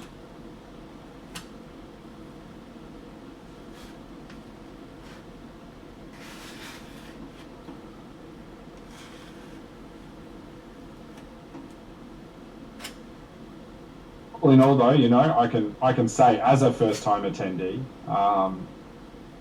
for this year that a lot of those sort of instances weren't there for myself. Yeah, which is a good thing, and pleased about that. Yeah. You're probably not an example of the average attendee, though, are you? Probably not. As a person, I am, but as a painter, maybe not. I guess. You still have the same sort of jitters and stuff like that. First time competing, first time event. Everyone there, a good chunk of people that were there had met each other or are already a part of the scene. So you have all the same thoughts to a degree. But I just knew that overwhelmingly I needed to be there versus not. Yeah. And I would say that taking that plunge was vastly rewarding.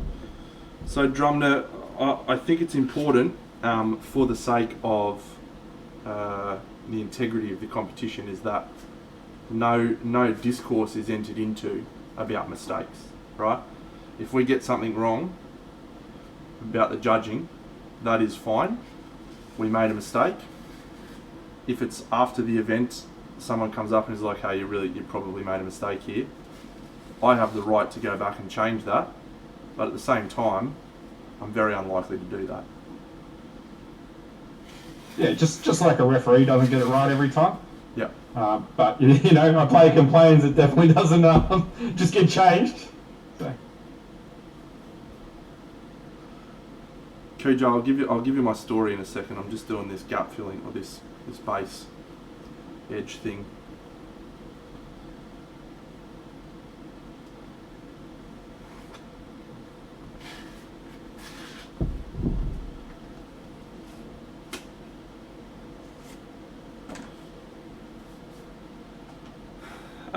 Look, I look back and I can tell you for sure we made some mistakes. Like I look back and I go, yeah, I don't think that deserved the award that we gave it, and I don't think that one should have missed out. It's just the best guess at the time, really.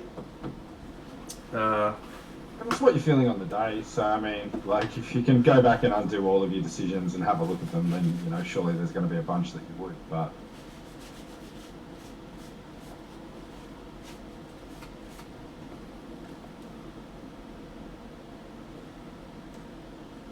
come on, skip to my tool.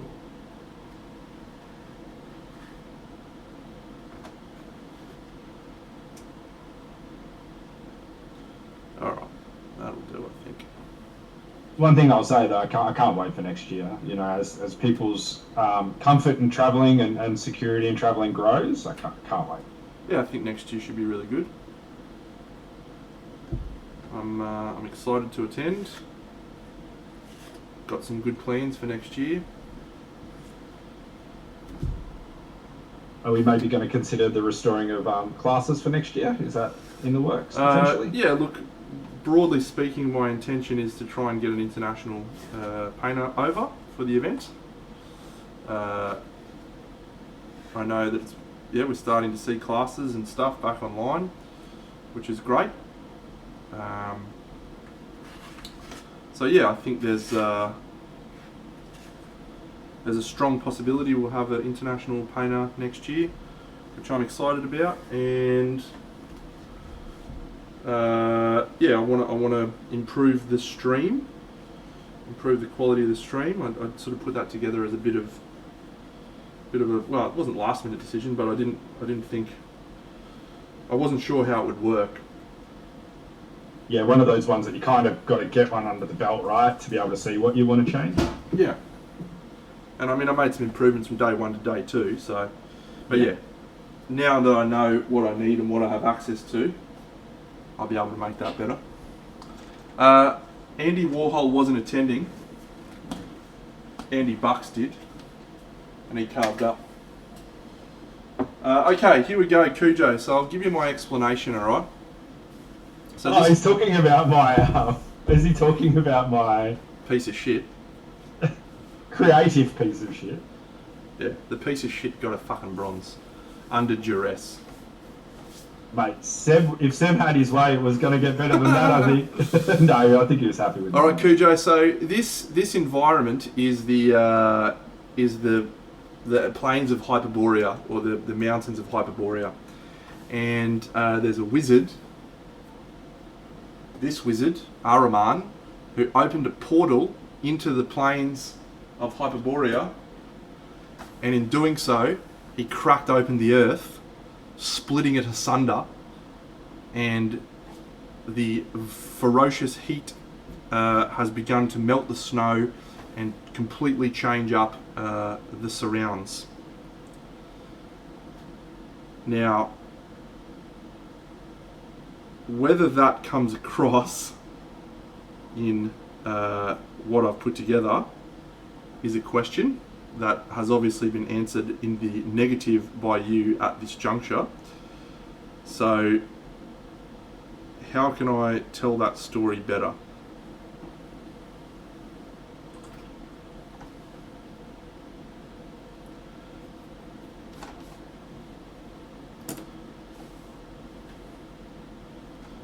Which is a question that we'll probably need to answer when we have all the models on the base. Here we go again. Okay, no. No, what I'm going to do now is I'm actually going to do some snow on this side. There's my little stick thing there.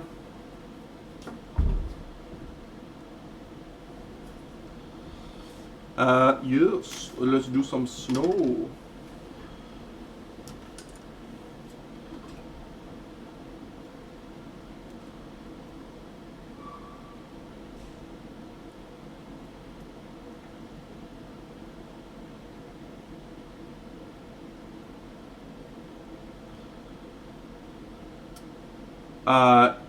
Yeah. So that's part of the intended plan. Is the melted snow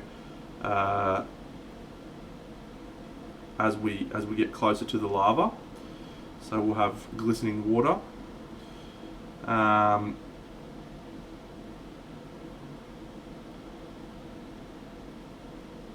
Both of us are currently using the 2 AK products that are floating around, plus some still water. Is your still water Vallejo still water or AK? Vallejo. Yeah. AK. But in the past I've used Vallejo, also fine. Yeah, I've got the Vallejo one.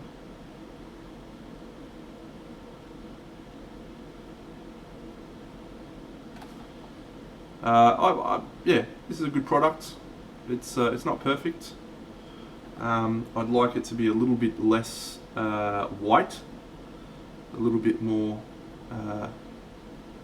see-through, but that's the thing about snow products, isn't it? I don't think there is one yet on the market that has knocked it out of the park. There is one product company that does really good stuff, but I haven't been able to get it in Australia yet, and the name's escaping me for the moment. Precision Snow and Ice is exactly the one that I was thinking of. Thank you, Jared. I'll take a look.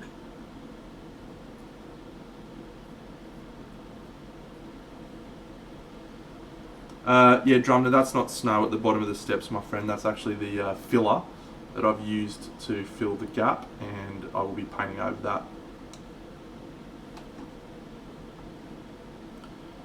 Yeah, just an unfortunate sequence of timing.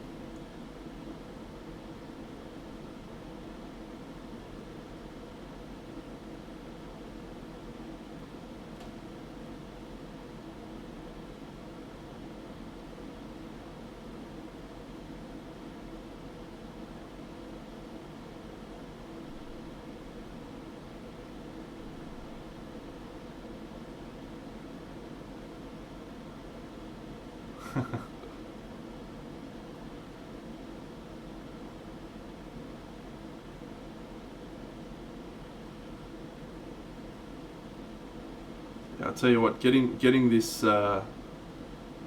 base done was the best idea I've had in a while. The best idea you've had in a while. It just, yeah, it's reignited my enthusiasm to get this project done, because I can start to see a finish line now. I'm like, oh wow, Yeah. you know, cool. All I gotta do is finish, set 12 models, but or however many fucking models it is. I think it's only 10 actually. I've been kicking around saying it's 12, but it's only 10.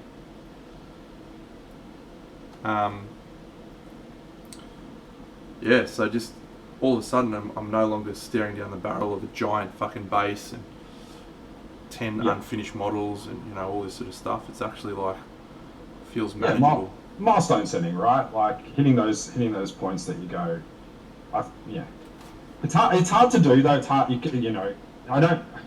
If you're a hobbyist that like gets out in front of that and sort of goes at this point, I think I'll be here and that. Then good props to you, but I know you're not. I'm certainly not either. So sometimes it just takes a second opinion.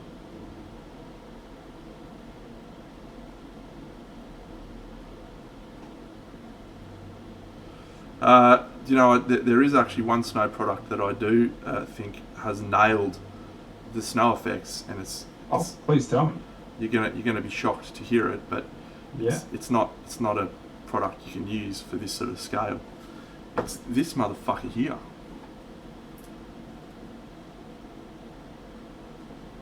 Ah, yes, Valhalla and Blizzard. I know you're a big fan of Valhalla and Blizzard. Because it's actually like it's see-through. Yes. Like, do you think it goes just a little bit dry when it has a dry? It is. It's super dry now. Like this, yeah. But yeah, I don't know. I like its look. I like mixing a bit of that in, and it's really good for like the trees and stuff. It's got nice clumpy bits. Oh, Drumner, you can't tell me that the best product is baking soda, because so many of my friends have had yellows.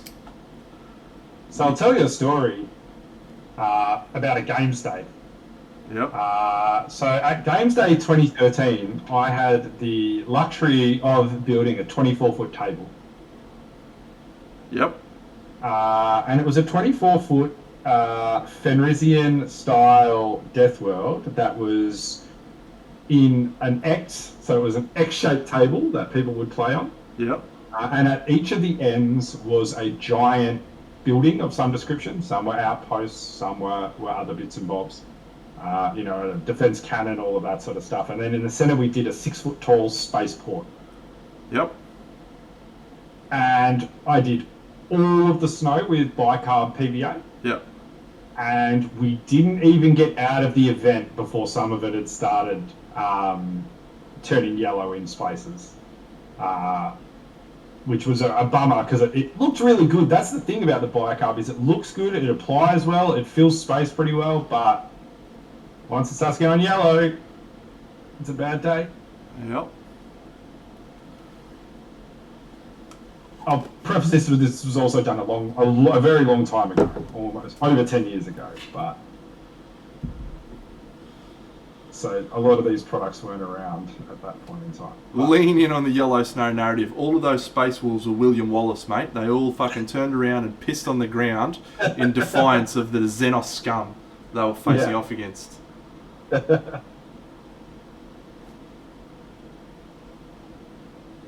Husky pea snow, yeah.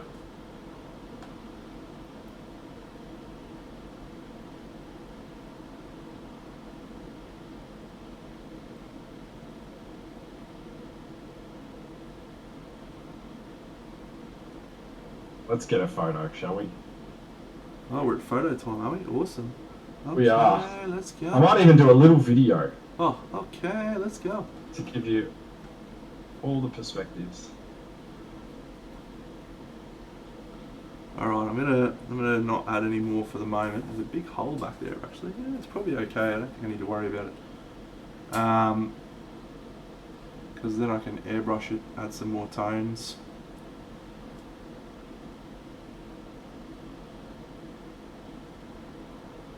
Oh look, bicarb is a tried and tested method of doing snow, but I've had too many horror stories of it going yellow from many people.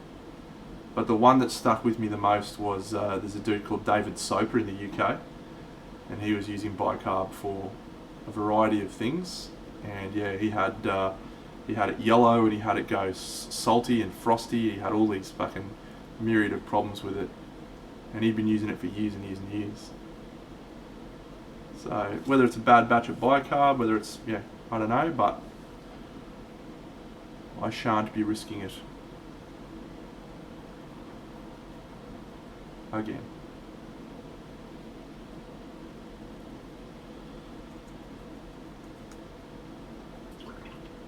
So we've done a model change. We've taken out one model and we've gone for a new one. The Rackham model has been benched, the Rackham Orc. I'm frothing for this.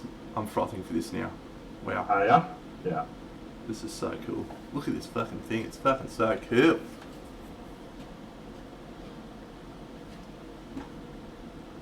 Good.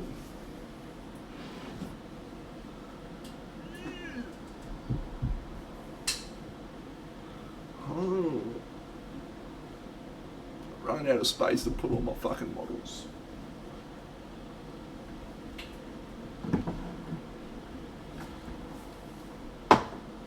Alright, I'm going to send them on to you.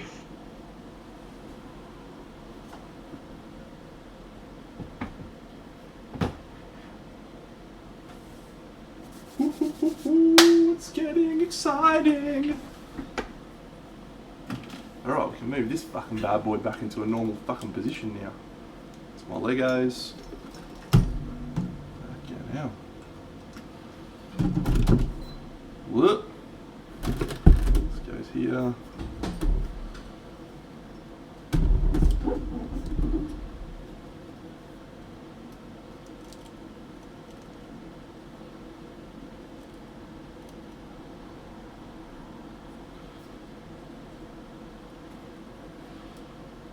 Alright. Just going to mute my mic for a second whilst I vacuum.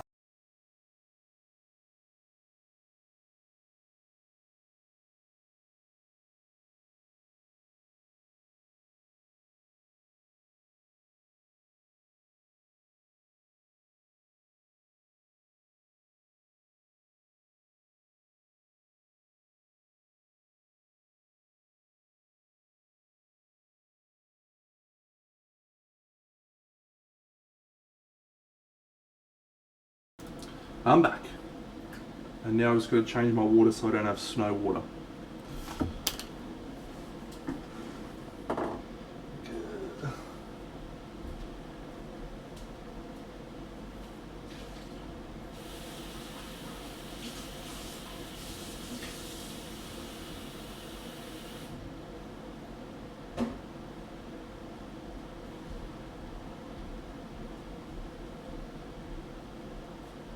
So are you South End Space Coast?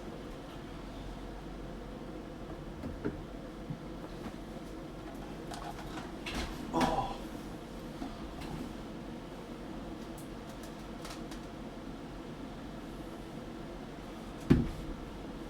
Ooh, I'm getting excited now, Bucks.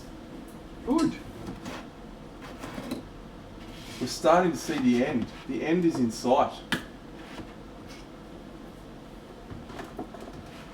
So then I guess we can maybe start talking about what's next. Yeah, so definitely got 2 projects I'm going to do next. The first is my Curse City commission. Going to knock that over. And then the next I'm going to do is Severax and Solrak, where I've got a commission, but it's like a commission because I'm just painting it however the fuck I want. So, yeah, so I want to do those 2, and then I think we can commence our glorious project of the Pirate Seas. Well, we might have to squeeze Katsura Otoko, and then I reckon we go for Pirate Seas. Yep, I could do Katsura in between, probably. Yeah, true. In between any of those, I reckon. That's only a day job for me. I'm looking very much forward to that bust. Yeah. I'm actually thinking I might be doing True Metal for that. Ooh. No, Drum Nerd, a dude bought my Curse City, the ones that I painted, and he asked me to paint. There's like 7 models that go with him in an army. He asked me to paint those additional 7 models. So it's Radikar the Beast and Lady Annika with a fucking mask and some rat dude and some chick on wolves. Some chick on a wolf. Basically all of the Virkos bloodline, I believe it was, wasn't it? Yeah. Yeah, they're all here. So yeah, that should be fun. Should be probably a week or two's work. That'll be the first time you've gone back to 32 mil since then as well, since Curse City. Yep. Right. That's exciting. Yeah, it's just good to keep your eye in, mix things up, do different things, true metallics, non-metallics, big scale, small scale, genuine. Hey, Jan. Hello, Jan. Hello there. Ah, Flickster. Friends, let me just take a quick second to upload a photo so I can show you how we're looking in the wondrous world of Deno's Diorama. It's pretty exciting. Alright, good on you, Jan. Yeah, I was pretty happy that the Curse City box sold, but at the same time I was like, I didn't really care that much because I just wanted to paint the models. Well, Flick, you are very, very lucky, my friend, because... Timing. Well, unfortunately you're about seven minutes past when you could have seen the whole diorama assembled. We had it assembled not long ago, but here it is. I'm just gonna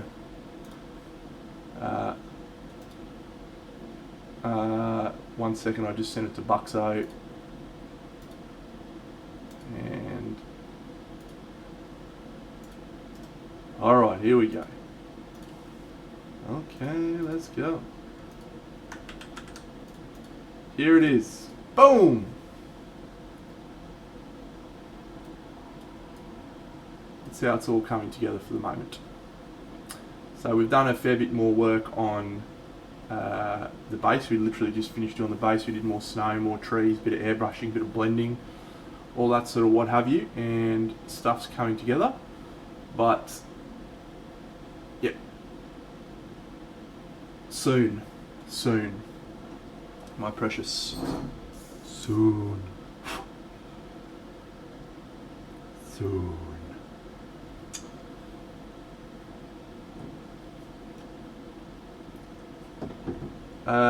Yeah, let's put Bux's thing on the screen so we can have a look at that. What are you doing? Let's have a look. Yeah, go fucking calm down, will you? I'm excited. I'm pumped for this phase.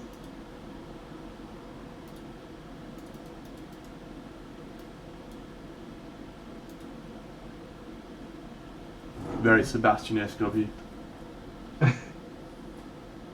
Isn't it? What do you think?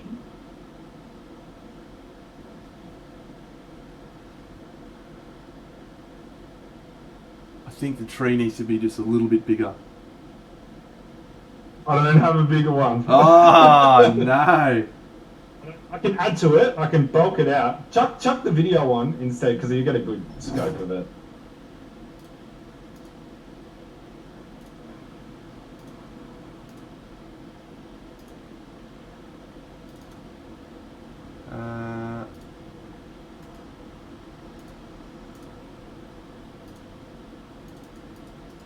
Don't know if this will work. I've never tried to do a video before.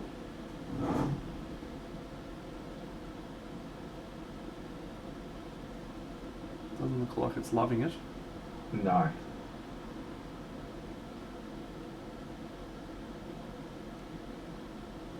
No, not a fan.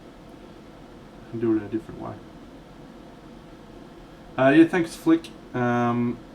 It's pretty crazy project, and I'm happy with how it's progressing.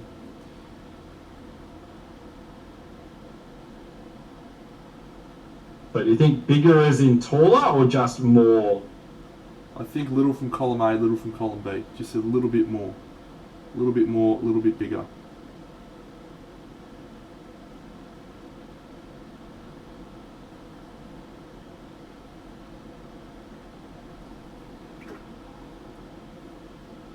I actually think I'm going to glue this in.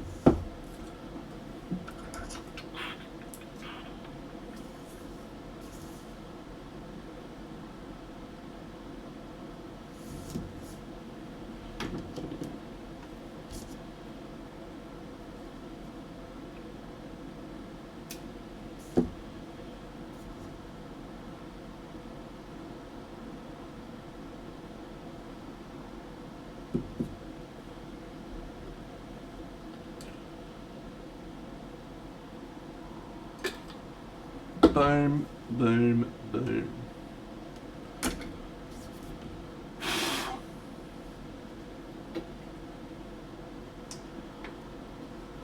What colour are polar bear eyes, Andrew? I like purple.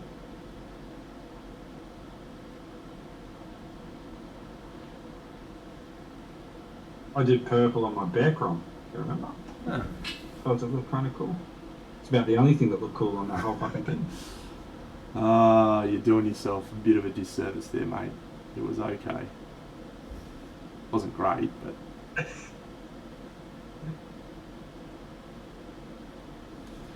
we take the wins as well as the losses, mate. Yeah, that wasn't a win, that one. There's definitely been some wins, but that one wasn't. That's the one in my collection I dislike the most.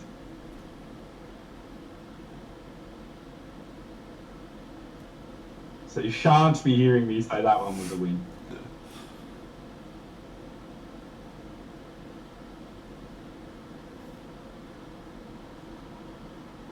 Oh.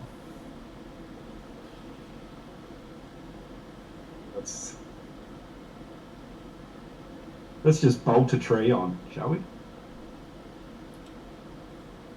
Call 1-900 Bolter Tree. Yeah. We'll help you bulk out your base. Need girth? We've got you. Flavia Gita, welcome to the stream. Or if I was to take a guess based on the name, I would say buongiorno.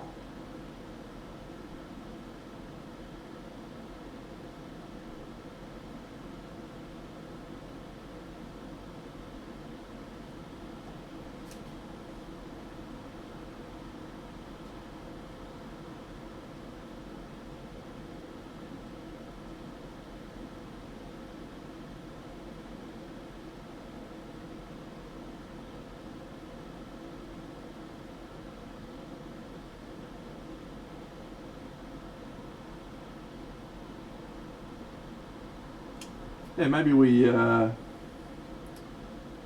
should put aside a stream to start, like, just doing some real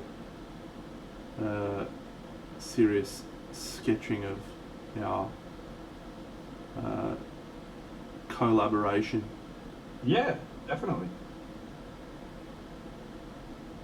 I'm actually looking forward to the colour palette that we choose, like what we decide on for that. I think that'll be fun. to sort of limit ourselves and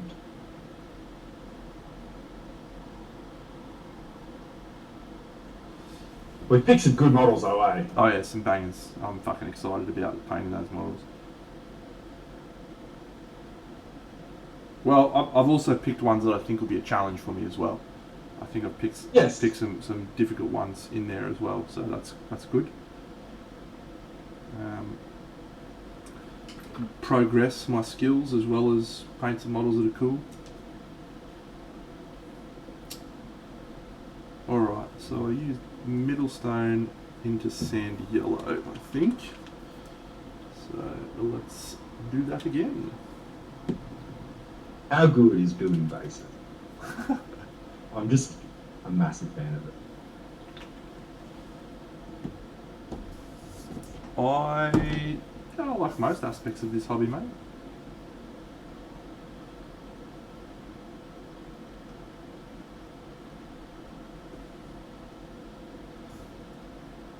If you had an invisible helper, right, that you could dish one task to per project. Mold lines.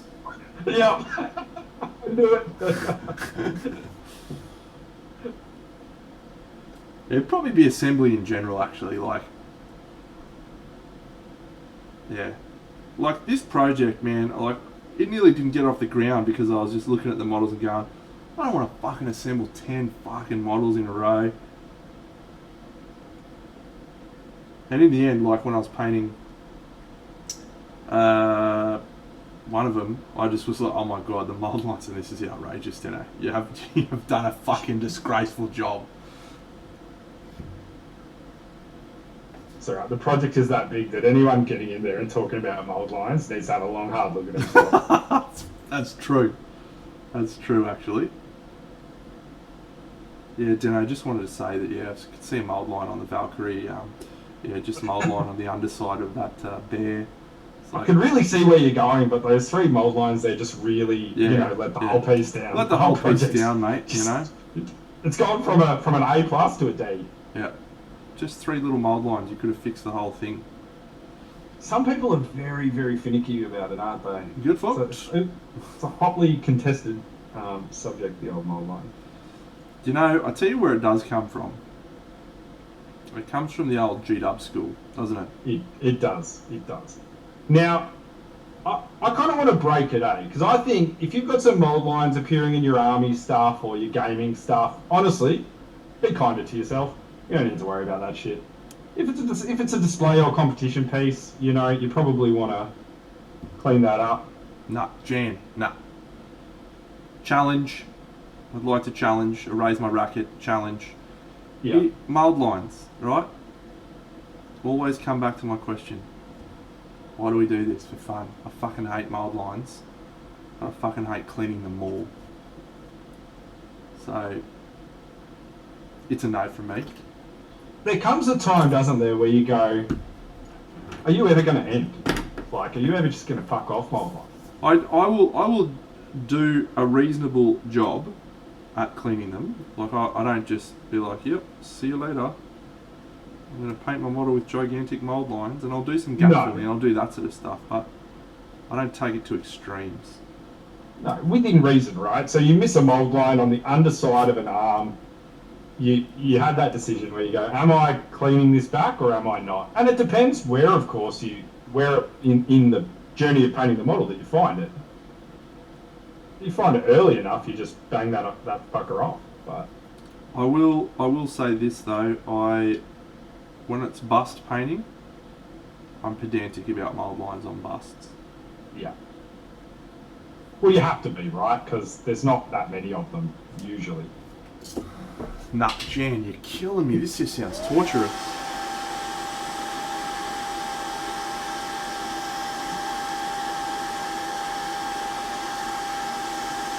Some people find it quite cathartic though, right? To just kick back, like Jan said, and smooth shit out. Those people just need to give themselves a fucking uppercut. Looking at you, Jan. Give yourself an uppercut, mate. Stop enjoying mold line cleaning. I thought we were friends. Now I find out you like doing mold lines.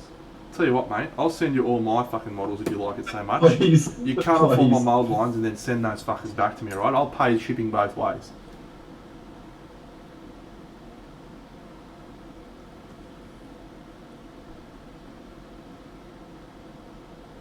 Sound like a fucking deal? Deal. Good talk.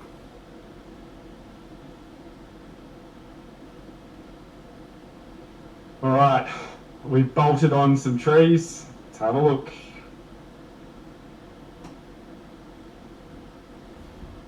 Good thing about it, you can just cut them off if you don't like it in the end. We might have gone too big here. No such thing, mate. Especially when it comes to dioramas.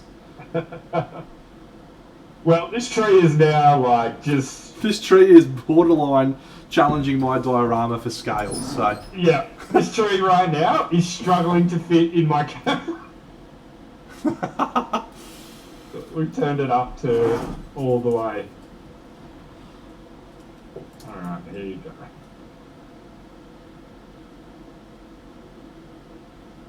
I think I just need to shave some of the top off and we're okay.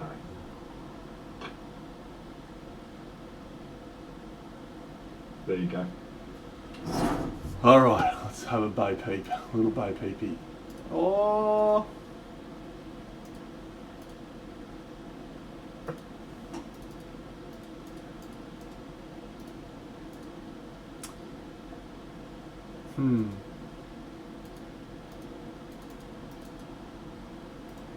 I'm ready. Hold on, well, I've just got my modelling shears out as I get ready to set in for fucking a friendly night of gardening. Start calling us Burke's backyard. Fucking Burke. That's a name that I haven't heard in a while. Did he get done for something? I'm pretty sure he got done for tax evasion or something. Yeah, so I'll tell you a story. Back in the day when I used to host my podcast, I think trim it a smidge, mate, but yeah, much better. Back in the day, I used to host a podcast called Oz Machine, and our intro song was Don Burke. Yeah. And Burke's Backyard. Dun dun dun dun. Give me a home among the gum trees, with lots of plum trees, a sheep or two and a kangaroo, clothesline out the back, veranda out the front, and an old rocking chair. G'day, folks. Burke here. Yeah, that's it. Today we'll be taking a look at Genuine's backyard. Yeah. Fuck, it just reminds me As you can see, mould line free. I've got to show you this. I've got to show you this. Oh.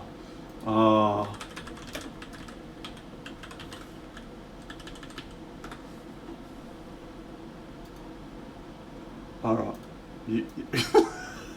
You're going to love this, mate. Wow me. Alright, well, I don't know, because the outer sink's gonna fucking... Here you go. Have a watch of this. Have a watch of this. Everyone, just go and watch it at your own pace. I'm gonna watch it at my pace. Bucks, just enjoy. Just enjoy it. I'm gonna feet up. I'm just gonna get real comfortable here.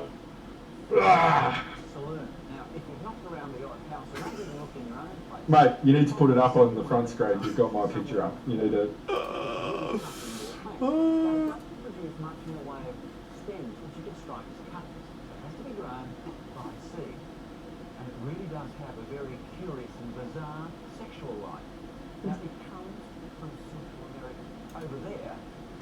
Its sexual activities are actually aided by a night-flying moth.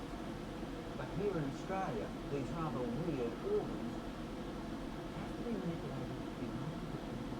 So I'll let you in on a little secret. You've seen I don't know Burke with colour in his hair, so this is real old. Oh no! What are you doing? Oh no! Oh, he's getting in there nice and deep, like. I'm pollinating a philodendron!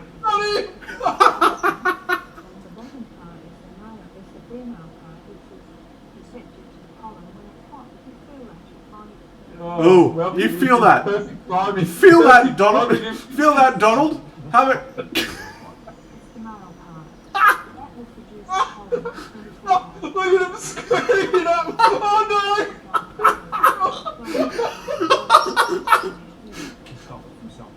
Oh, self-pollination! You want to avoid self-pollination, Don?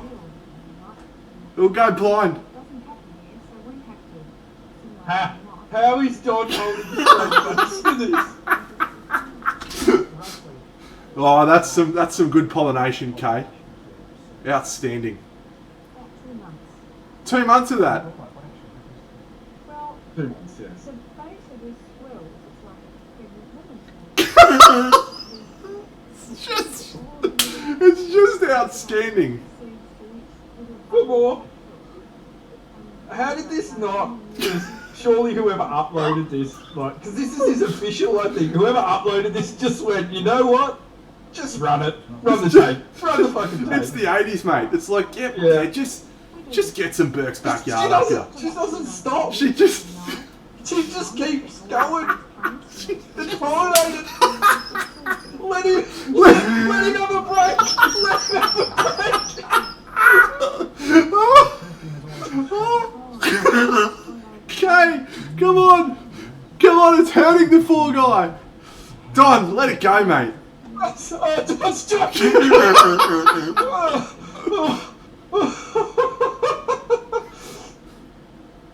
Tremendous. I've got a laughing sweat on after that. Oh, wonderful. How do we come back from that? You don't come back from that, mate. That's it. You're done. Stream ended. So anyway, the reason I was telling this story is this poor Donald, unfortunately, got done for a bit of the old sexual harassment, all sorts of inappropriate behaviours and what have you back in the day. Hard to believe when you see a clip like that Don would be out of order, but you know, There you go. Yeah, and this happened while we had that theme song as our theme song, the Burke's Backyard theme song. We had a massive discussion about, well, can we keep the theme song? Yeah, but surely we keep the theme song. Like, just because Donald Burke was a serial pest doesn't mean we are. Just because he was a sex pest. But this was Don, and this was Rolf Harris. It was all around the same time, mate. I don't think it was Don, right? Don was tax evasion. Who you're thinking of is the Hey Dad guy who looked like Don, remember? Well, no, I'm well. Oh, are you sure? Maybe I'm wrong here. I feel like it was definitely because we did a whole skit on it on my podcast, and it was it was some of the shit he was saying was pretty bad, but it was a different time. Like, it was literally the 80s, and he's been taken to task for stuff that happened in the 80s. Yeah. Anyway. Yeah. So we definitely don't condone Don Burke on the stream, but we will have a laugh at his expense. A little bit of philodendron pollinating will always get a run on this stream. Isn't that outstanding? It was. Look, I'll sleep well off that laugh tonight. That was good exercise. Oh dear. I've found so many of those YouTube just magical fucking moments where you're like, what is happening? Like, how did I find myself here at 2 o'clock in the morning watching this Don Burke video where? Well, the additional research that you applied to our dear friend OK Let's Go, that one got me pretty good. I love it. Finding out that they're not actually father and son. Okay, let's go. And just two kindred spirits who share one love for theme park announcing. Yeah, no, look, it's not great that these people are out there, childhood memories, and destroying our childhood memories of them. Maybe try not to be a fucking serial pest, Rolf. Yep. Rolf on the wobble board definitely got a lot of airtime when I was a young fella in England. Time a kangaroo down, sport, time a kangaroo down. Shag a wallaby.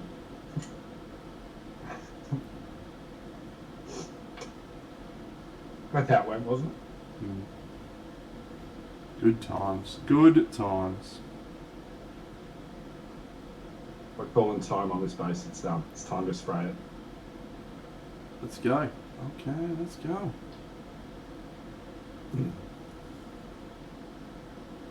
I don't think I'm going to get much painting done between now and when I shoot off for the weekend, but maybe I can add a few things to that Eldar base. You excited for the Bucks weekend? What are you doing? What's your plans? I think, I think myself, the bridal party, and a few extra mates are shooting up to Torquay Mm-hmm. for a couple of days up there. I don't know what activities they've got planned. You staying at So- Faulty Towers or? I have no idea where we're staying. They've all organised it. So I have a few mates that wanted to probably cash some checks on me for some Bucks parties I've thrown over the years. Yeah, so you're expecting it to get a little bit messy? No, I just didn't invite them. Good plan. I'm not the same man as I was, Deno. I don't have those kind of legs anymore, and I need to get to the wedding. Fair. Well, my Bucks party was super tame. We went and played ping pong. Yeah. We'd hired out a whole ping pong hall, played ping pong, had a championship game of ping pong. Nice. And then we went to a meat restaurant and had a meat dinner where everyone ate heaps of meat. It was a Mexican barbecue. They just give you unlimited Probably meat. my favourite. And then we went back to my house and played board games. Nice. And that was it. I think we're minus the ping pong. I think there's a little bit of that going on for this. There'll definitely be some eating, some gaming of some description. There'll definitely be some beer consumption.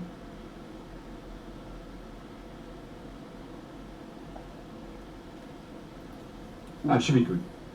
And it'll be probably the longest break from the hobby in a long time. You'll probably appreciate it all the more when you Yeah. return. I think it'll make me excited to come back, you know? When I was overseas for SMC, I had 5 weeks without doing any hobby. I got to participate in the hobby because I was at an event, obviously, but yeah, there was no painting, no assembling, and I bought heaps of cool models, and then I couldn't do anything with them. It's torture. Yeah, would not recommend. No, probably would recommend going over, but... I was travel back next time, you know? I was not in a gimp suit, no, Xtab. I was not in a gimp suit. They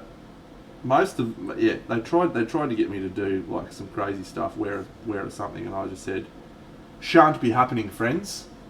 Not interested. And most of them know me well enough now to know that when Big Dano says it shan't be happening, it shan't be happening.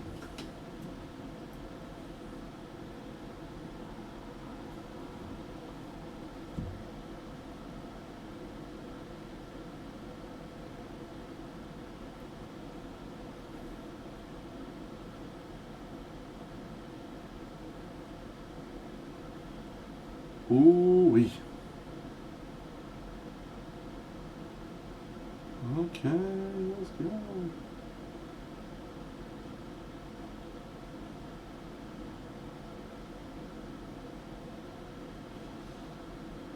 I'm looking forward to our Black Sailors project.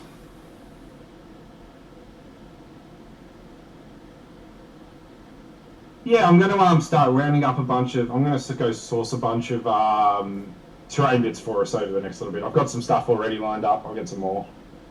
Cool. I'll I might go 3D printing for bits and bobs. Yeah. By that time, I should have purchased my 3D printer. What are you going with? Have you made a decision? Yeah, I thought long and hard, and the one I'm going with is called the Frozen Sonic Mighty 8K. Oh, I think that's the same one that Jim went for. No, Mighty 4K, sorry. I'm not going to go the Mighty 8K. I was very close, but in the end, I decided that I needed size and not detail, because I'm not gonna use my 3D printer to print out sculpts and be like, wow, how cool is this Yeah. that I can print models. I don't want to do that. No, I want to support sculptors. I will buy my figures from manufacturers, and I will use this to print supplemental things that don't need to be absolute premium quality because they're base elements or what have you. So that is my thought process. G'day, El Viejo Gris. I do not do classes, no. Certainly not digital ones. I have done some in person, but no, not digital.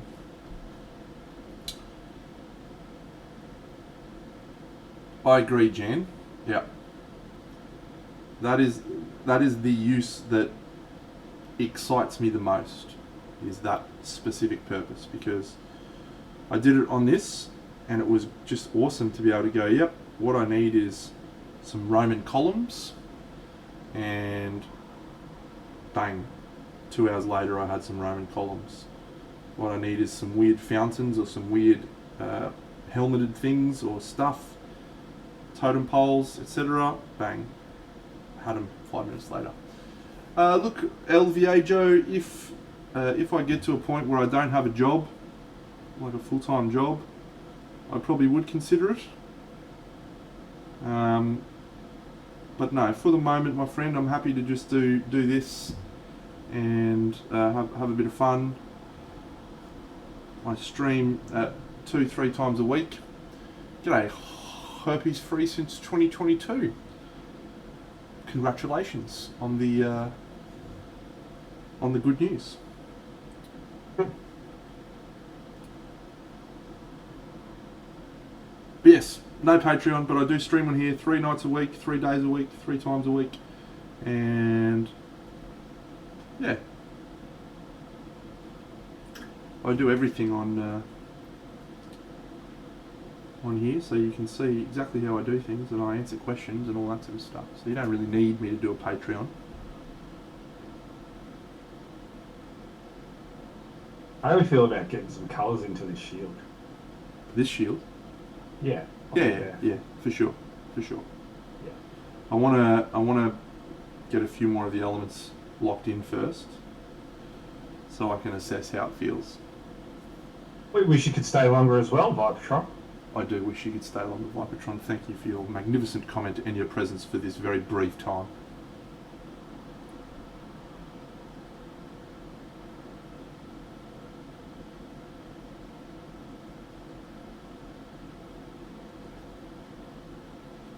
I just got some green. Yeah, let's get a philodendron on that shield. I'm here right now. You're 3 hours behind us, or 2 hours? Me, it's 9:30 Yeah. for me, 9:30 p.m. Oh, you're only 1 hour behind us. Yeah. Yeah, we're 10:30. So that's Queensland is 9:30, and then 10:30 in Victoria.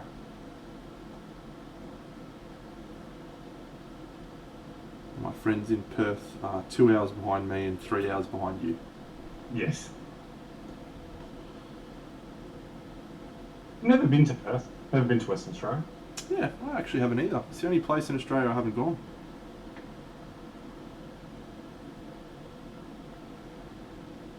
Have you been to Northern Territory? Yep. Darwin. Was she a hot one? Oh, about the same. Yeah, the same. Oh, well, yeah, your end.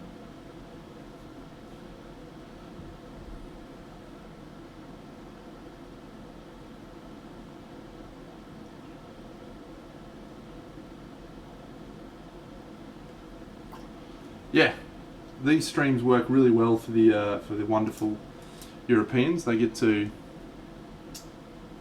hang out for their morning at work. Instead of doing work, come and hang out with Deno and Bucks.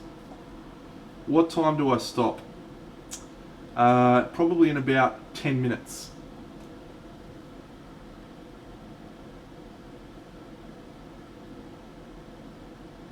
Yeah, it's usually from about 7:30 our time to 10:30, 11. So, or 7:30 my time. You start 6:30 for you, don't you? Yep. I try to do about 3 hours good solid painting on a stream. And I don't do 3 hours of gibberish and 30 minutes of painting on the stream. Unlike some people. Yes. Flick. Not mentioning any names, Flick.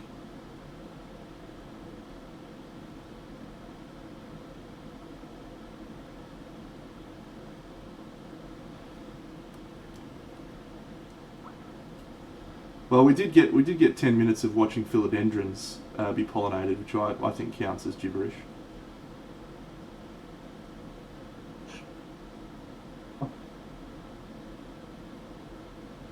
It's fucking amazing, eh? Yeah, that one might have to get shown at the Bucks.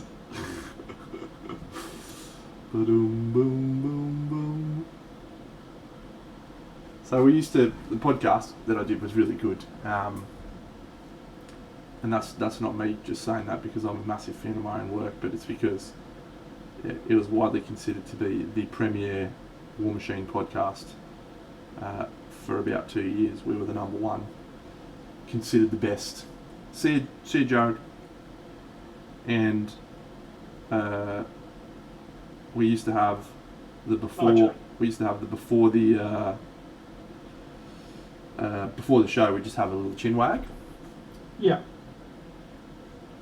And so what I'd do is I'd record the chin wag, and we'd just talk about what we've been doing and stuff, and then we'd start the episode proper, and I'd pull all that chat stuff to the end and put it after the credits.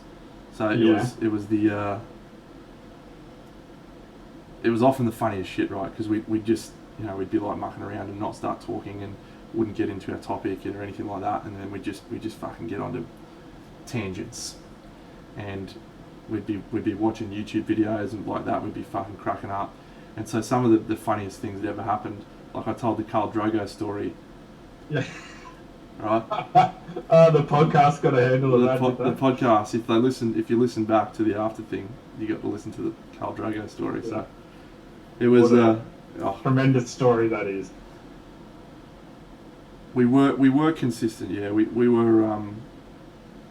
We released pretty much fortnightly without fail, and more often than not, we were actually weekly because there was something we were excited to talk about. We did a really cool subscription podcast series for people that wanted to pay some cash or listen to us talk. Did you do just a lot of like predominantly gaming stuff? Yeah, like it was all tactics. Competitive. Yeah, all types of. Because we were super competitive War Machine players. One of my co-hosts was probably the best War Machine player in the world. He went overseas and won Lock and Load Masters. Yeah, who was that? James Morehouse, Moopsy. Oh, is that Moopsy? Yeah, Moopsy. I met Moopsy, I believe. Yeah, you met Moopsy. Yeah, of course you did. Yeah. So he was one of the hosts on the podcast, and he and I were probably, for a period of time, were probably two of the best War Machine players in the world. And then we also had another guy from Western Australia who didn't get to travel as much, but was actually a really, really rock solid player as well. Like would give us a run. What did Moopsy play? He was a circle player. Mr. Circle of Wargaming. Yeah, really, really good circle player. And then he dabbled a bit in Legion as well, but he just loved circle, so he played circle. You're a Crix guy, weren't you? Yeah, I played Crix, but I was also probably one of the most like change it up a lot. I won tournaments with Kador, Circle, Crix, and one other faction I won a tournament with as well. I think it was like Mercenaries or something. Right. So we and the one cool thing about our podcast and our approach to the game is we were doing our own thing, just in the same way as we do with painting. We were really like pushing boundaries and stuff, and I basically probably popularised 2 or 3 lists that no one was really playing. Awesome. and Creative the meta. yeah, like shaped the meta. And Moopsy was the same. He dominated. So at the height of our War Machine career, we were competing in international events, and we were on the final table at the War Machine World Team Champs, which we lost 3-2. I was at the final table of the. Who dropped?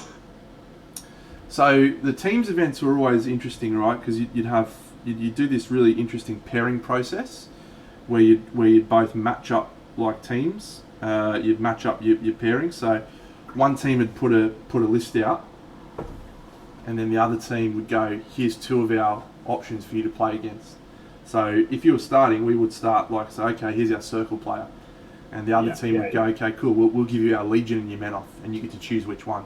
So yeah, and that format's carried on through most ETCs and ITC events now, I believe. Correct. As well. Yeah, it was pretty awesome. So we had a pretty good strategy. We were happy with our approach in that, and we ended up in the final round, in the final event, we sort of changed our plan because Moopsy was like, he'd played 4 Signar on the trot, and he was like, Yeah. man, I just can't do Signar. See you, Vipertron. Yeah, he's like, you just please. And he'd won all 5, right? He'd won all of them in the lead up, and he's like, I can't do another one. Just don't give me another one. And so we were like, all right, well, if you're not going to play them, I'll play them. We'll chalk that up as a loss because Crix had a really tough time against Signar, right? Yeah. And we get, what does that get us? It gets us what we think is 4 wins, right, in the pairings. Yeah, so you're getting a better matchup elsewhere. Yeah. And so we basically penciled me down for a loss for 4 other wins. I lost, but I actually came really close, but I did lose. And in the previous round, I'd beaten Signar, so I was like, well, I'm not a stone cold loss, but it'll be a challenge. And the guy was an excellent player and a nice guy too. Moopsy took an assassination, which was a 96% chance, and missed it. Azza, who was our troll player, our retribution player up against trolls, also had an assassination, 90% chance, missed it. Our Kador player won and our Legion player won. So we had 3 losses, and 2 of the losses, all we needed was one of them to come up with the 90%ers that lost. That's when you know it's just wasn't meant to be. Wasn't meant to be.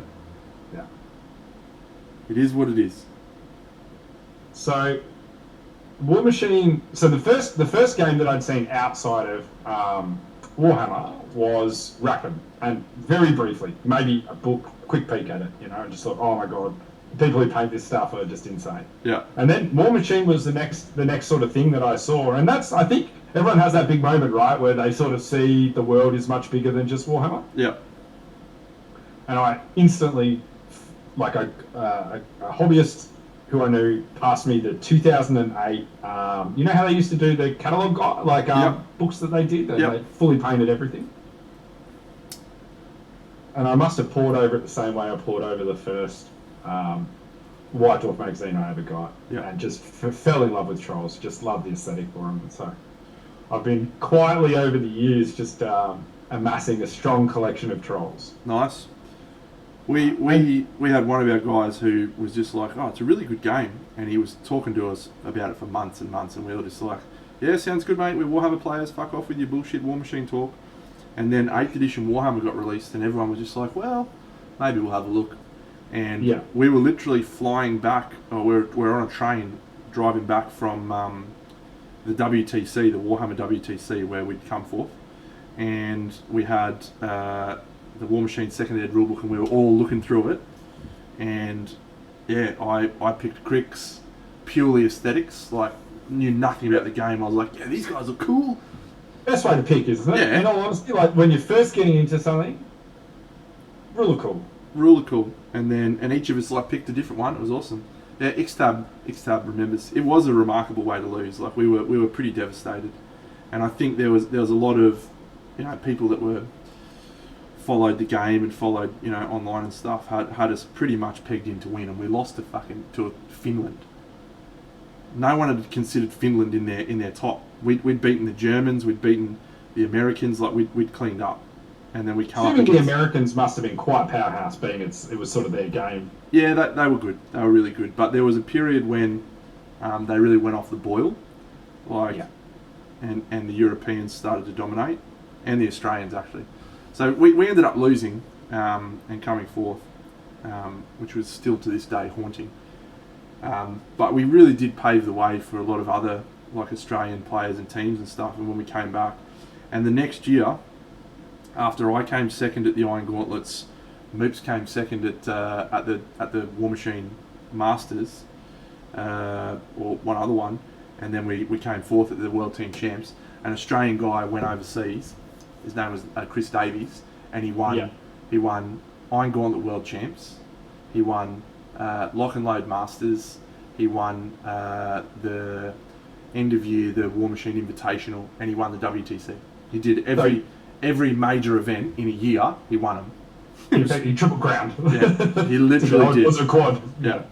And although it wasn't me, we actually take a lot of credit for that because he was in our team when we went overseas, and we used to play with him all the time, practice with him, and yeah, like we genuinely paved the way for a lot of really good players to change the scene and change the meta, and yeah, it was quite cool. Yeah, sick. It was fucking sick. The one thing I really liked about it, and I committed. I bought a lot of the books. I never really interested in the game, but bought all the rule books, bought all of the source books. Loved how they did their source books. Yeah, it was cool. Yep. But really loved the moving lore and the fact that lock and load result. Yep. Played a big part of the story going forward. Thought that was really quite innovative for a game at that point in time. It's sort of the done thing now, but there was one thing that I remember about that was actually like it got annoying after a while. Is no one would ever die in the lore. Yeah. And they were like, oh, well, if someone dies, then we can't make new characters of them, or we can't do anything with the character, and so they did end up trying to kill someone, and people just blew up. People were like, you can't fucking kill my favourite character. I'm never going to play the game again. And so they just went into a mode of, well, we're never going to kill characters. Yeah. And it was actually another company did that too, if you remember. Yep. And actually, like it in a way, I won't say it ruined the game, but it just like there was no stakes in the lore. Yeah. You were never worried that your favourite character was going to die because you just knew it wasn't going to happen. And that was actually like the thing that stopped me reading the lore, because there was a period where I would get the books and I'd just be like, yeah, can't wait to read the fucking stories, like this is going to be awesome. And then I ended up stopping doing that because no one ever died. Yeah, I was heavily invested in troll lore, mate. That Kador and fucking and Signar pressure that was coming down on them poor little krills, mate. Leave the krills alone.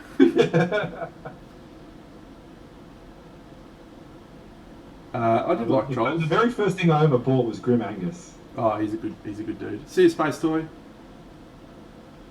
Oh, Grim. See you, Space Toy. Yeah, trolls were my fucking whipping boys. I don't reckon I lost a game to trolls in about fucking 5 years. But having said that, I don't remember losing that many games at all, so it didn't really matter. But I think I can remember losing about 3 or 4 games in my last 100.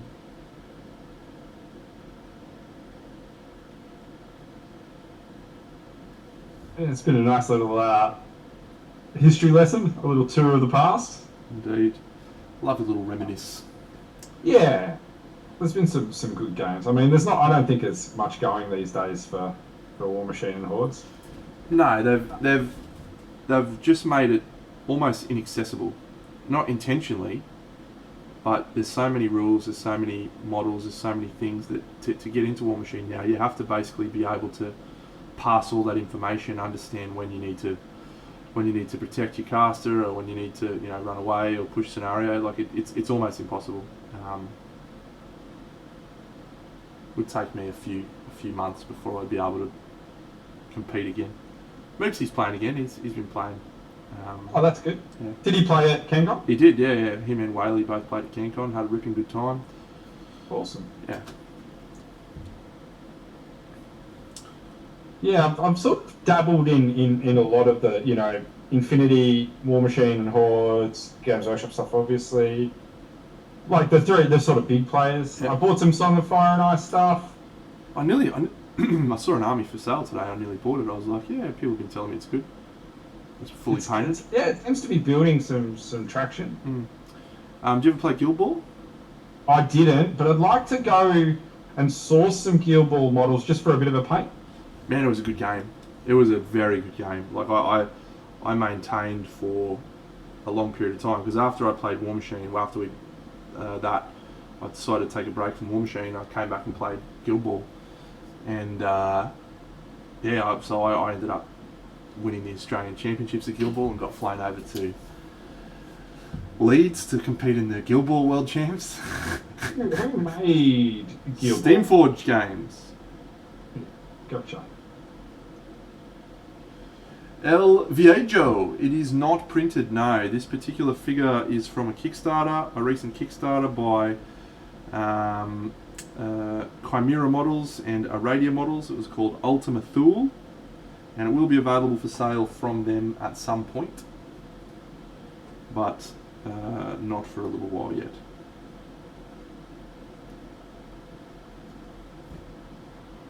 Yeah, I don't know much about Guild Ball at all. I remember a loose statement about the game's done now, and it suffered from making the game too balanced, I believe. It was an interesting game. So it's sort of like Blood Bowl soccer, Yeah. right? But it used a lot of Guild Ball, a lot of War Machine, like the best parts of War Machine, and it sounds like a weird premise, right? And if you've never played Blood Bowl, you'd probably be like, well, what a shit idea for a game. It's actually awesome, right? Blood Bowl's mad fun. Guild Ball, Blood Bowl's fantastic game. Guild Ball was just absolutely an incredible game. You would, you would genuinely be in full control of every aspect. Like I never lost a game of Guild Ball to dice. I only ever lost to people playing better than me, and That's always a pretty good sign of a game, I guess. This probably sounds like I'm doing a lot of bragging here. The reality is I was very good at miniature games, very, very good, and I think that translates into, well, the reason I was very good is because I had a single-minded pursuit of, I want to be the best at this. I want to be the very best, like no one ever was. And then we've talked about this before, right? In other capacities, just the level of commitment. Yeah, I was just willing to devote more time and all of my time and into being the best at it. And not many people were in that same position. And I've taken the same approach with painting. So Yeah. But yeah, Guild Ball, man, great game. I would happily play a game of Guild Ball. I think I've still got a farmers team sitting behind me. Yeah, maybe maybe I'll go, because I like the idea of doing some stuff at the next Crimson Brush, not just sort of kicking around. I've figured out that painting there is probably not my I'm too haphazard when I paint, and it's Fuck, it's hard to paint there, right? Yeah, I admire the people that do it. Yeah. But maybe playing some, like prepping and getting a couple of things painted up to play some games, that could be heaps of fun. Yeah.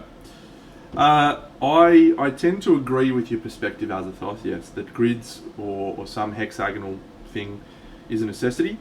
The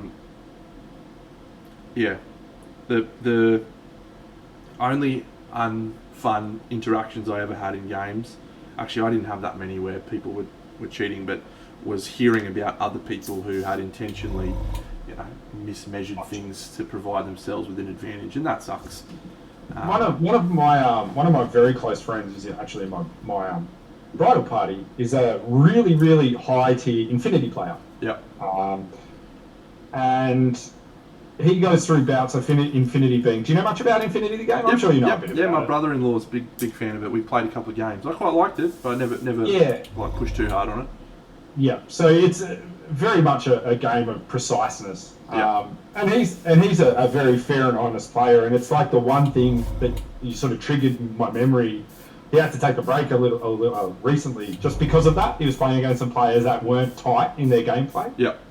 And it was really sort of affecting his enjoyment of the game. And so it is interesting that I think that once you get to that level of gameplay, that would have a fairly strong impact on your enjoyment. So we the other thing that we as Australians were like well known for in the War Machine circles was actually our zero tolerance policy on like cheating. So we basically, again, and this was driven partly by the podcast, but we would go into games and we would start a game. We'd say, okay, mate, just want you to know that I'm going to hold myself to a really high standard, and I expect you to as well. And you know, whether that's measurement, whether that's movement, you know, like precision is important. And if we make a mistake, call me out. Yeah. But it'll be my goal to play everything as fair and as correctly as I can. And so we never had a problem. Like no one was ever a dickhead because we just set that expectation up early. Yeah. And I don't know if you guys used this back then. You might have, but the level of intention, like laying out the intention of what you're doing, so that like you know you're like I am moving to this area here. Yep. You know, my right intention. now it is this guy is in my this range. forest. It was in my range when I did it. Yep. Yep. Yeah. All that stuff. And speaking in that dialogue is really important, I think, for wargaming. Because tables get knocked and bumped, and you know things happen, and a little bit of movement, you know. But you've got to be as honest as you can. To back up Acid off, there was a game that happened at a World Team Championship event, and I won't specify the player because there's no like concrete confirmation one way or another. But this particular dude had his finger beside a model as he was leaning over the table, and there's video footage of him moving the model forward with his finger an extra, you know, probably centimetre on the board. And in the next turn, that guy was in range to make a crucial charge, which ended up winning the guy the game. Now this was spotted by a person watching the game at home and watching the actual game and seeing this happen, and he messaged the judges and was like, "You need to replay this footage and watch this." And so that guy ended up getting absolutely castigated online by the community, and he ended up quitting the game. And I felt that was you know a bit of an unfair result. Right, the guy's made a mistake. We all make mistakes. We should be educating him and not. Yeah. You know, let's understand why. Yeah, I don't think we need to go to the absolute extreme. I think, you know, people get one, and then if they continue to display that sort of behaviour, that's when you start to talk about a ban or whatever the case may be. Yeah, but and there's a lot of intensity that happens in international events. I can tell you that right now. I mean, as wanky as it sounds, you're representing your country. You know, this is probably the only thing any of us will ever represent our country in. You really white line fever. Yeah, you want to do well. You know, you've got this opportunity in front of you, and someone's playing better, and you make a bad call, right? I never did, but I can understand the mentality, and so I don't judge the guy for making a bad decision. He made a bad decision, and there needs to be consequence to that, and that consequence is, hey mate, this is what happens. Like, you don't do this again, and you know this is what we want to see from you, and assuming he meets all those metrics, right? It's done. We don't need to rehash it, but as so often happens, mate, the nerds came out in force and literally destroyed the guys like because he was writing articles and doing podcasts and stuff, and the lynch mob was applied, and all of his friends and stuff supported him, but he just couldn't continue participating, and he ended up quitting the hobby. And I mean, I don't know how he's going now, but I actually sent him a message and said, hey mate, I was, you know, don't know what happened, don't really care, like intention is always, you know, it's impossible to know. I don't know what happened, could have been a mistake, I don't really care mate, just hope you're doing alright. And that was it, and we had a brief chat, but I didn't know him that well. So he wasn't Australian anyway.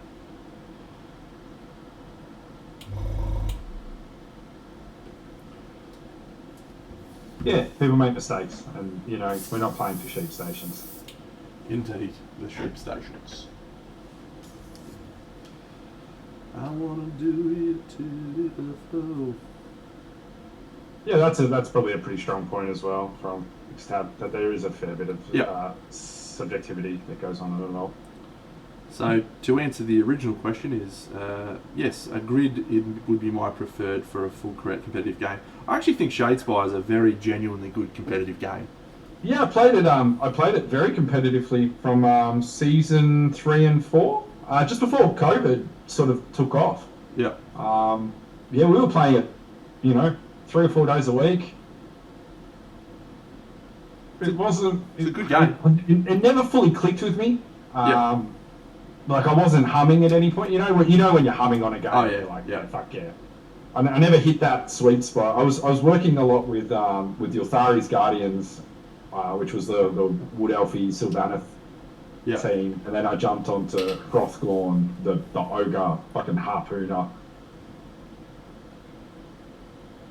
But I was playing a lot against sort of top tier decks and top tier factions, and they were just so hard to beat. Yeah.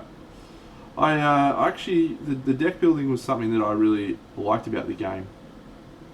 Because one of my complaints about War Machine as a game in general was the fact that there was customization of your list, like you'd build your list, but ultimately, if you picked Scar, every Scar was the same. If you picked everything was the same. Whereas when you played Warhammer, you know, you could go, fuck yeah, how good is this model? I want to give it this weapon and do this cool shit with it, you know, and I'll have one less in this guy to let me do this. And you got to really dive deep down into the nitty gritty about why, you know, what your list was. And Shadespire, although you had these are your models, but you could also add some, you know, I want to try for this style of game. Yeah, you could try and play aggro, control, or you could introduce some of those TCG elements to that game, and that's quite exciting. Yeah, so it's cool. Hey, question for you, right? Yeah. Your long love of Warhammer Fantasy, still, there's still an ember for it. Oh, right? for sure, yeah. And so if Old World lands, does Big Deno make a glorious comeback to the Warhammer world? Does he? I would never write anything off. I would never write anything off. Anything. Yeah. It's a big time investment these days for me. Yeah. And I'm not sure I'm willing to make that time investment. Fair cop. Like if I have an opportunity to spend 4 hours painting models, 4 hours hanging out with my girlfriend, or 4 hours, you know, doing something, versus 4 hours driving to the shop playing a game. Yeah. You know, it's a hard sell for me these days to want to go outside. Yeah. I understand that. But I also understand that bug. I mean, if that bug grabs... Yeah, that is an absolute concrete fact that it was a great game and I have great memories, and there's an opportunity, or if an opportunity arose for me to feel some of that nostalgia coursing through my veins, oof. Yeah. Even on a painting level, right? Like I think I've said this to you privately before, but in some of our Stonebeat hangs, if it's like 4th, 5th edition fantasy, right, and it's a couple of regiments, monster, chariot, and some heroes, I'm in. I'm there. I'm in. Yeah. Just injected into my veins. Yeah. I don't think it's gonna be, but it was good times, man. Like I tell you what. So I reckon. So I worked for Games Workshop 2000 to 2004, 2003. I think it was 2004, and I was playing tournaments while I was working for Games Workshop. Loved it. Could not get enough Warhammer, and so I finish up the Games Workshop and I'm still going to tournaments, and I'm talking to all these dudes. I'm just like, yeah, how good's Warhammer? And, you know, like, fucking love this. And no one took me seriously because I was just like that crazy Games Workshop guy. I used to paint heaps of like armies and stuff. And then I think I placed like in the top 10 at the Sydney GT in 2006 or something. And a couple of guys that I'd met down there were like, "Oh, awesome, man! Yeah, cool. Let's have a chat." And they ended up coming and staying with me when there was a tournament up in Brisbane called Oktoberfest. And those I remember Oktoberfest. two friends were Andrew Galea and Jeff Galea, and that started a really like interesting period in my life where, so my friend Gavin, who's been on the stream before, he and Andrew went into business. They set up Irresistible Force, a miniature wargaming store and website you can buy shit from, which was awesome, and that was just around the corner from me. So there was that, and then they had a thing called Rankings HQ where they did Warhammer rankings for everyone that played Warhammer in Australia, and you know, results at tournaments would improve your ranking. And we did the Warhammer Masters at the end of the year, which I was for the first year I was one of the judges and helped run the event, and then previous years I qualified. You're pulling some things out now. DogCon, if I remember. DogCon was that? DogCon was an official event. Yeah. So I won DogCon in 2000 and I want to say 2007. You know, that's the year I started work where I work now. For a long period of time. I want to shoot. Let me shoot on this, right? Yeah. Did Carpo top 4 that year? Yeah. With his frozen ogres? I might not have been that particular year, but Carpo was definitely there. So my I'm looking at stuff here. My event that I won was for a long time, up until about 2 years ago, the largest event in the Southern Hemisphere. There was 152 players. Wow, it's awesome. And yeah, I won it. It's mad. Fuck, I gotta try and find that now. Evan Ferris and Trent, Irresistible Force, issue 6. How good! Wow, this is nostalgia hits. Well, Galea, he was one of the first Aussie YouTubers for Wargaming. He was. Yep. And Rankings HQ and Guns. Mate, it was awesome. Yep. I wrote articles for Rankings HQ. I was pretty involved with the whole thing because it was all my mates, Gav and Guns and Jeffy and stuff, and so yeah, it was an awesome time in my life, and the experiences we had were always just we were so passionate about Warhammer. We used to have, email chains, because this is back in the day of emails and forums, not messenger groups. Forum life, Yeah, it was forums. So we'd have forums where we'd be discussing stuff, we'd have email trails where we'd be writing about lists, and all day. You'd call everyone on the weekend, be like, oh yeah, what do you think of this list? And it was just a lifestyle, and I loved it. So for those not in Australia, we had a very specific forum that I'm pretty sure Trank would have been a part of to some degree, which was called Wargamer AU. Indeed I was. And Wargamer AU was the hottest place to go for anything going in the hobby throughout the team. What do they call them? The naughties. Oh, the naughties. Yeah.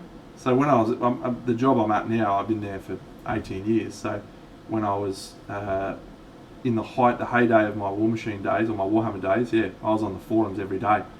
Wargamer AU. It's going well, JW Miniatures. How's it going for you, buddy? Yeah, my handle was SIAUS69, as it is in so many places. SIAUS, yeah. Yeah, and I was banned from Wargamer AU on 3 separate occasions. Did you partake at all? Do you remember? I think it was an 8th Ed Fantasy time, so maybe you were gone by this point. But there was a cube army that was made from styrofoam cubes. Yep, I remember the cube. You remember army. that? Cube Gate? Yeah. Fuck me, that was funny, eh? Mate, people were up in arms about Cube Gate. Oh, there was just raucous over Cube Gate. For the chat, a hobbyist had decided that they were going to make a full army out of polystyrene cubes as a conceptual challenge to the conformities of Warhammer and the norm. And there was, as you can imagine, absolute uproar. It was literally just polystyrene cubes. It was just, Yeah. And he had different sizes. Was it a Zinch Yeah. army? It was a Zinch army. Yeah, different sizes for the different horrors and flamers and blah blah blah. Yeah. And it was hysterical. Like, I thought it was brilliant. Yeah. But do you remember there was also a dude who made a sprue Necron army? He made Necrons out of sprues. Yep. And everyone was like, no, sprue Necrons are fine because he's got to build those. It's official sprue. Because it's sprue that they've bought from Games Workshop and you've got to construct it, right? But polystyrene cubers, nah, no good. Oh, man. Good times. It's Good crazy, times. isn't it? Some of the things that wargamers get antsy about. That was particularly antsy. There was people like, I refuse. Yeah, if I saw this in a tournament, I'd refuse. I'd tell the guy he's got to pack up his models and he's got to fucking, yeah. But yeah.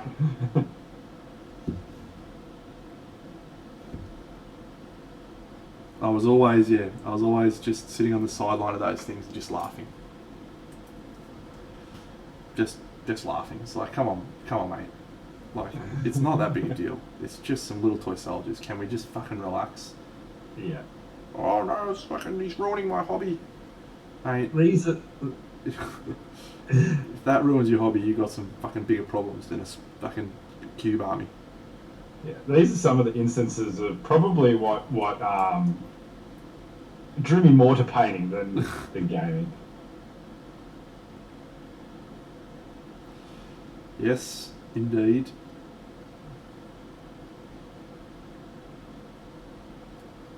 But of course, we still have people like that in the painting world. Yep.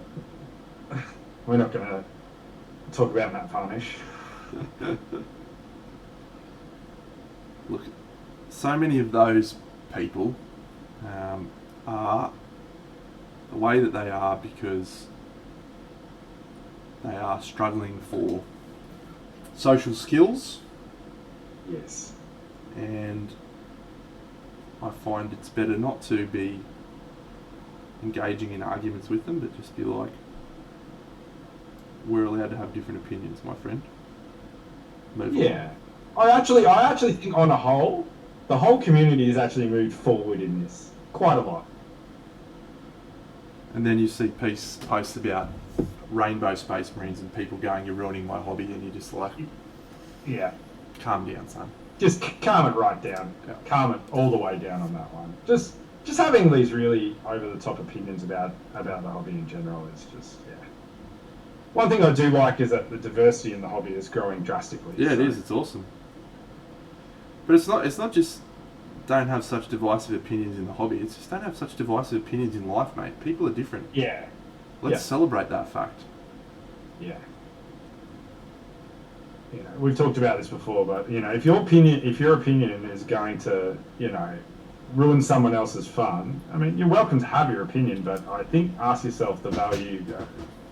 If I'm only ruining someone's fun, is it actually worth it in the first place? Yep. Oh, it's wild. Alright, I think I'm going to finish up stream very shortly. Yeah, exactly, mate. It's just toy soldiers. Just fucking relax. Let's just paint toy soldiers and have a good time and get excited about the fact that we're excited about toy soldiers. And excited about the fact that we live in a privileged society where we can be excited about toy soldiers and we don't have to worry about fucking where we're going to eat or get clean water. Yeah, it's quite trivial when you put things into perspective, isn't it? Oh, it's just like, oh no, someone's painted a rainbow space marine. Fucking hell. Just Heaven forbid you paint a female one, mate. Oh, goodness me. Anyway. Alright, well, I am chuffed with my work on this guy tonight. I feel like he is almost done. You've got quite a lot done. Yep, got just a few little bits and bobs, and then, I reckon I'm pretty much happy with him. Might just pop a little black spot in his eye.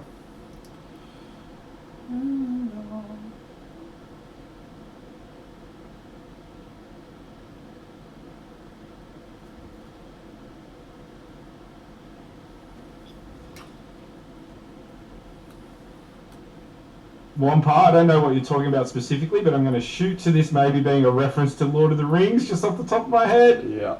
Am I in the ballpark here? 100%. Okay. It's just disgraceful. It's been disgraceful Yeah. seeing it. It's just, anyhow. I am going to enjoy it for what it is. I think it'll be good. Whoa. Did you go purple in the end? Yeah, there's some purple in there. Might just... I'm just having a real good time at the moment, right? So Let's just keep running it. I'm just like, oh, this is just fun. Oh, yeah, just do this little Bobby Dazzler. Just keep chipping away. So we get this little bit of skin tone here in this purpley bit. Yeah, pushing that purple out a little bit. Get a little bit of skin tone in there. A little bit on the tongue, maybe? Or are you keeping it? No, actually, they're probably like dog tongues, really, eh? Like quite dark. Yeah, we'll go a little bit on the tongue.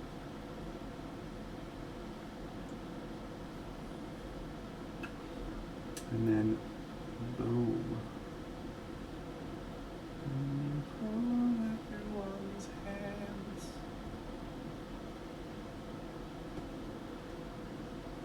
Yeah, there probably is a little bit of that guilty by association. Azza.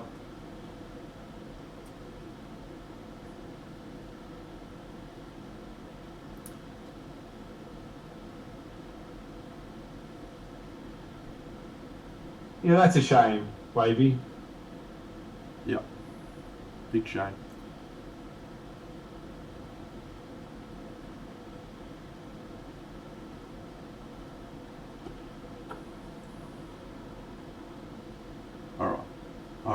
Alright. I'm definitely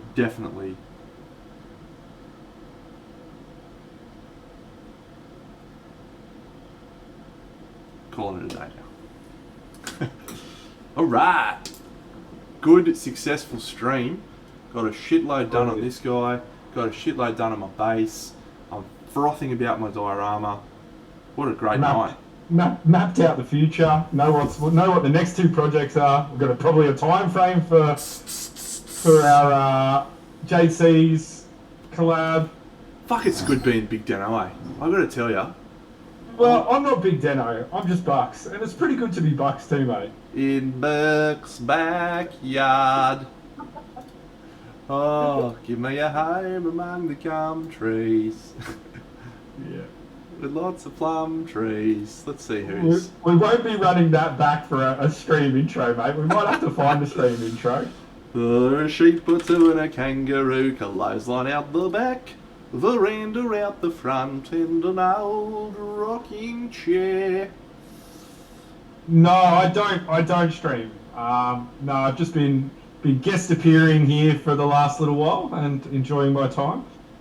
We'll probably get him to guest appear a lot because it's good having two people. You get a better engagement, more interesting stream because we have good conversations. So we do. You know what's going to be an absolute banger of a stream chat? Yeah. Somewhere around March the 6th and the 7th. That's going to be one to tune in for. What's going on then?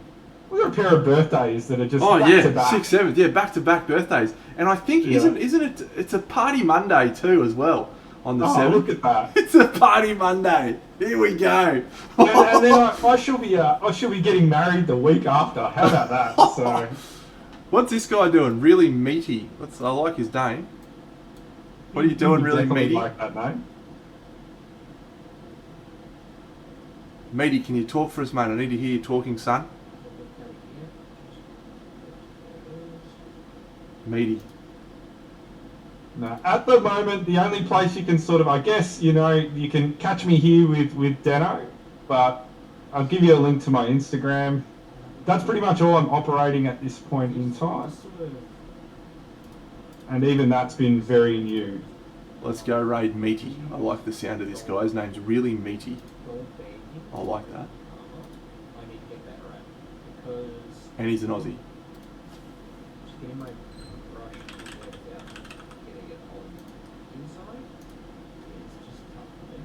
Alright friends, have a great time. I'm back on Sunday morning for my American compatriots. And yeah, we might even be close to finishing the diorama by then. We'll see. On your bucks. Thanks for a good No stream. problem, mate. Anytime. Obrigados. See you later, friends. Raid.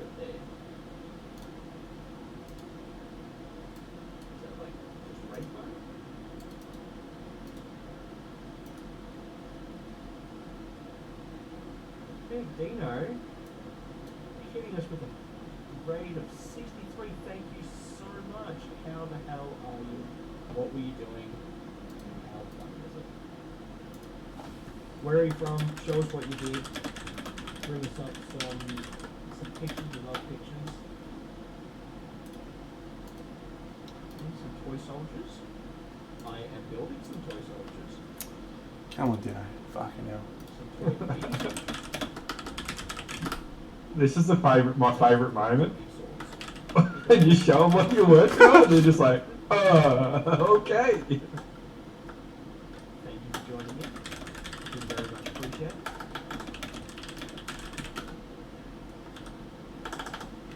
Thank you so much for the raid. I very much appreciate that.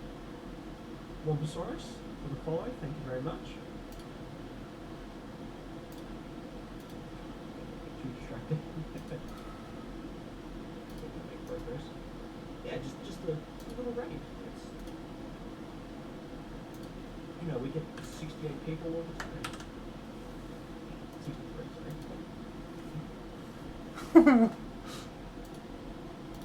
pictures. Nice.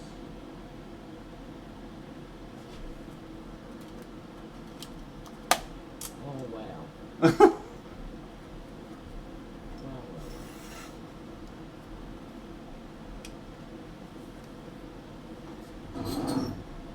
Is he an Aussie or is he a New Zealander? Yeah, I think he's Aussie.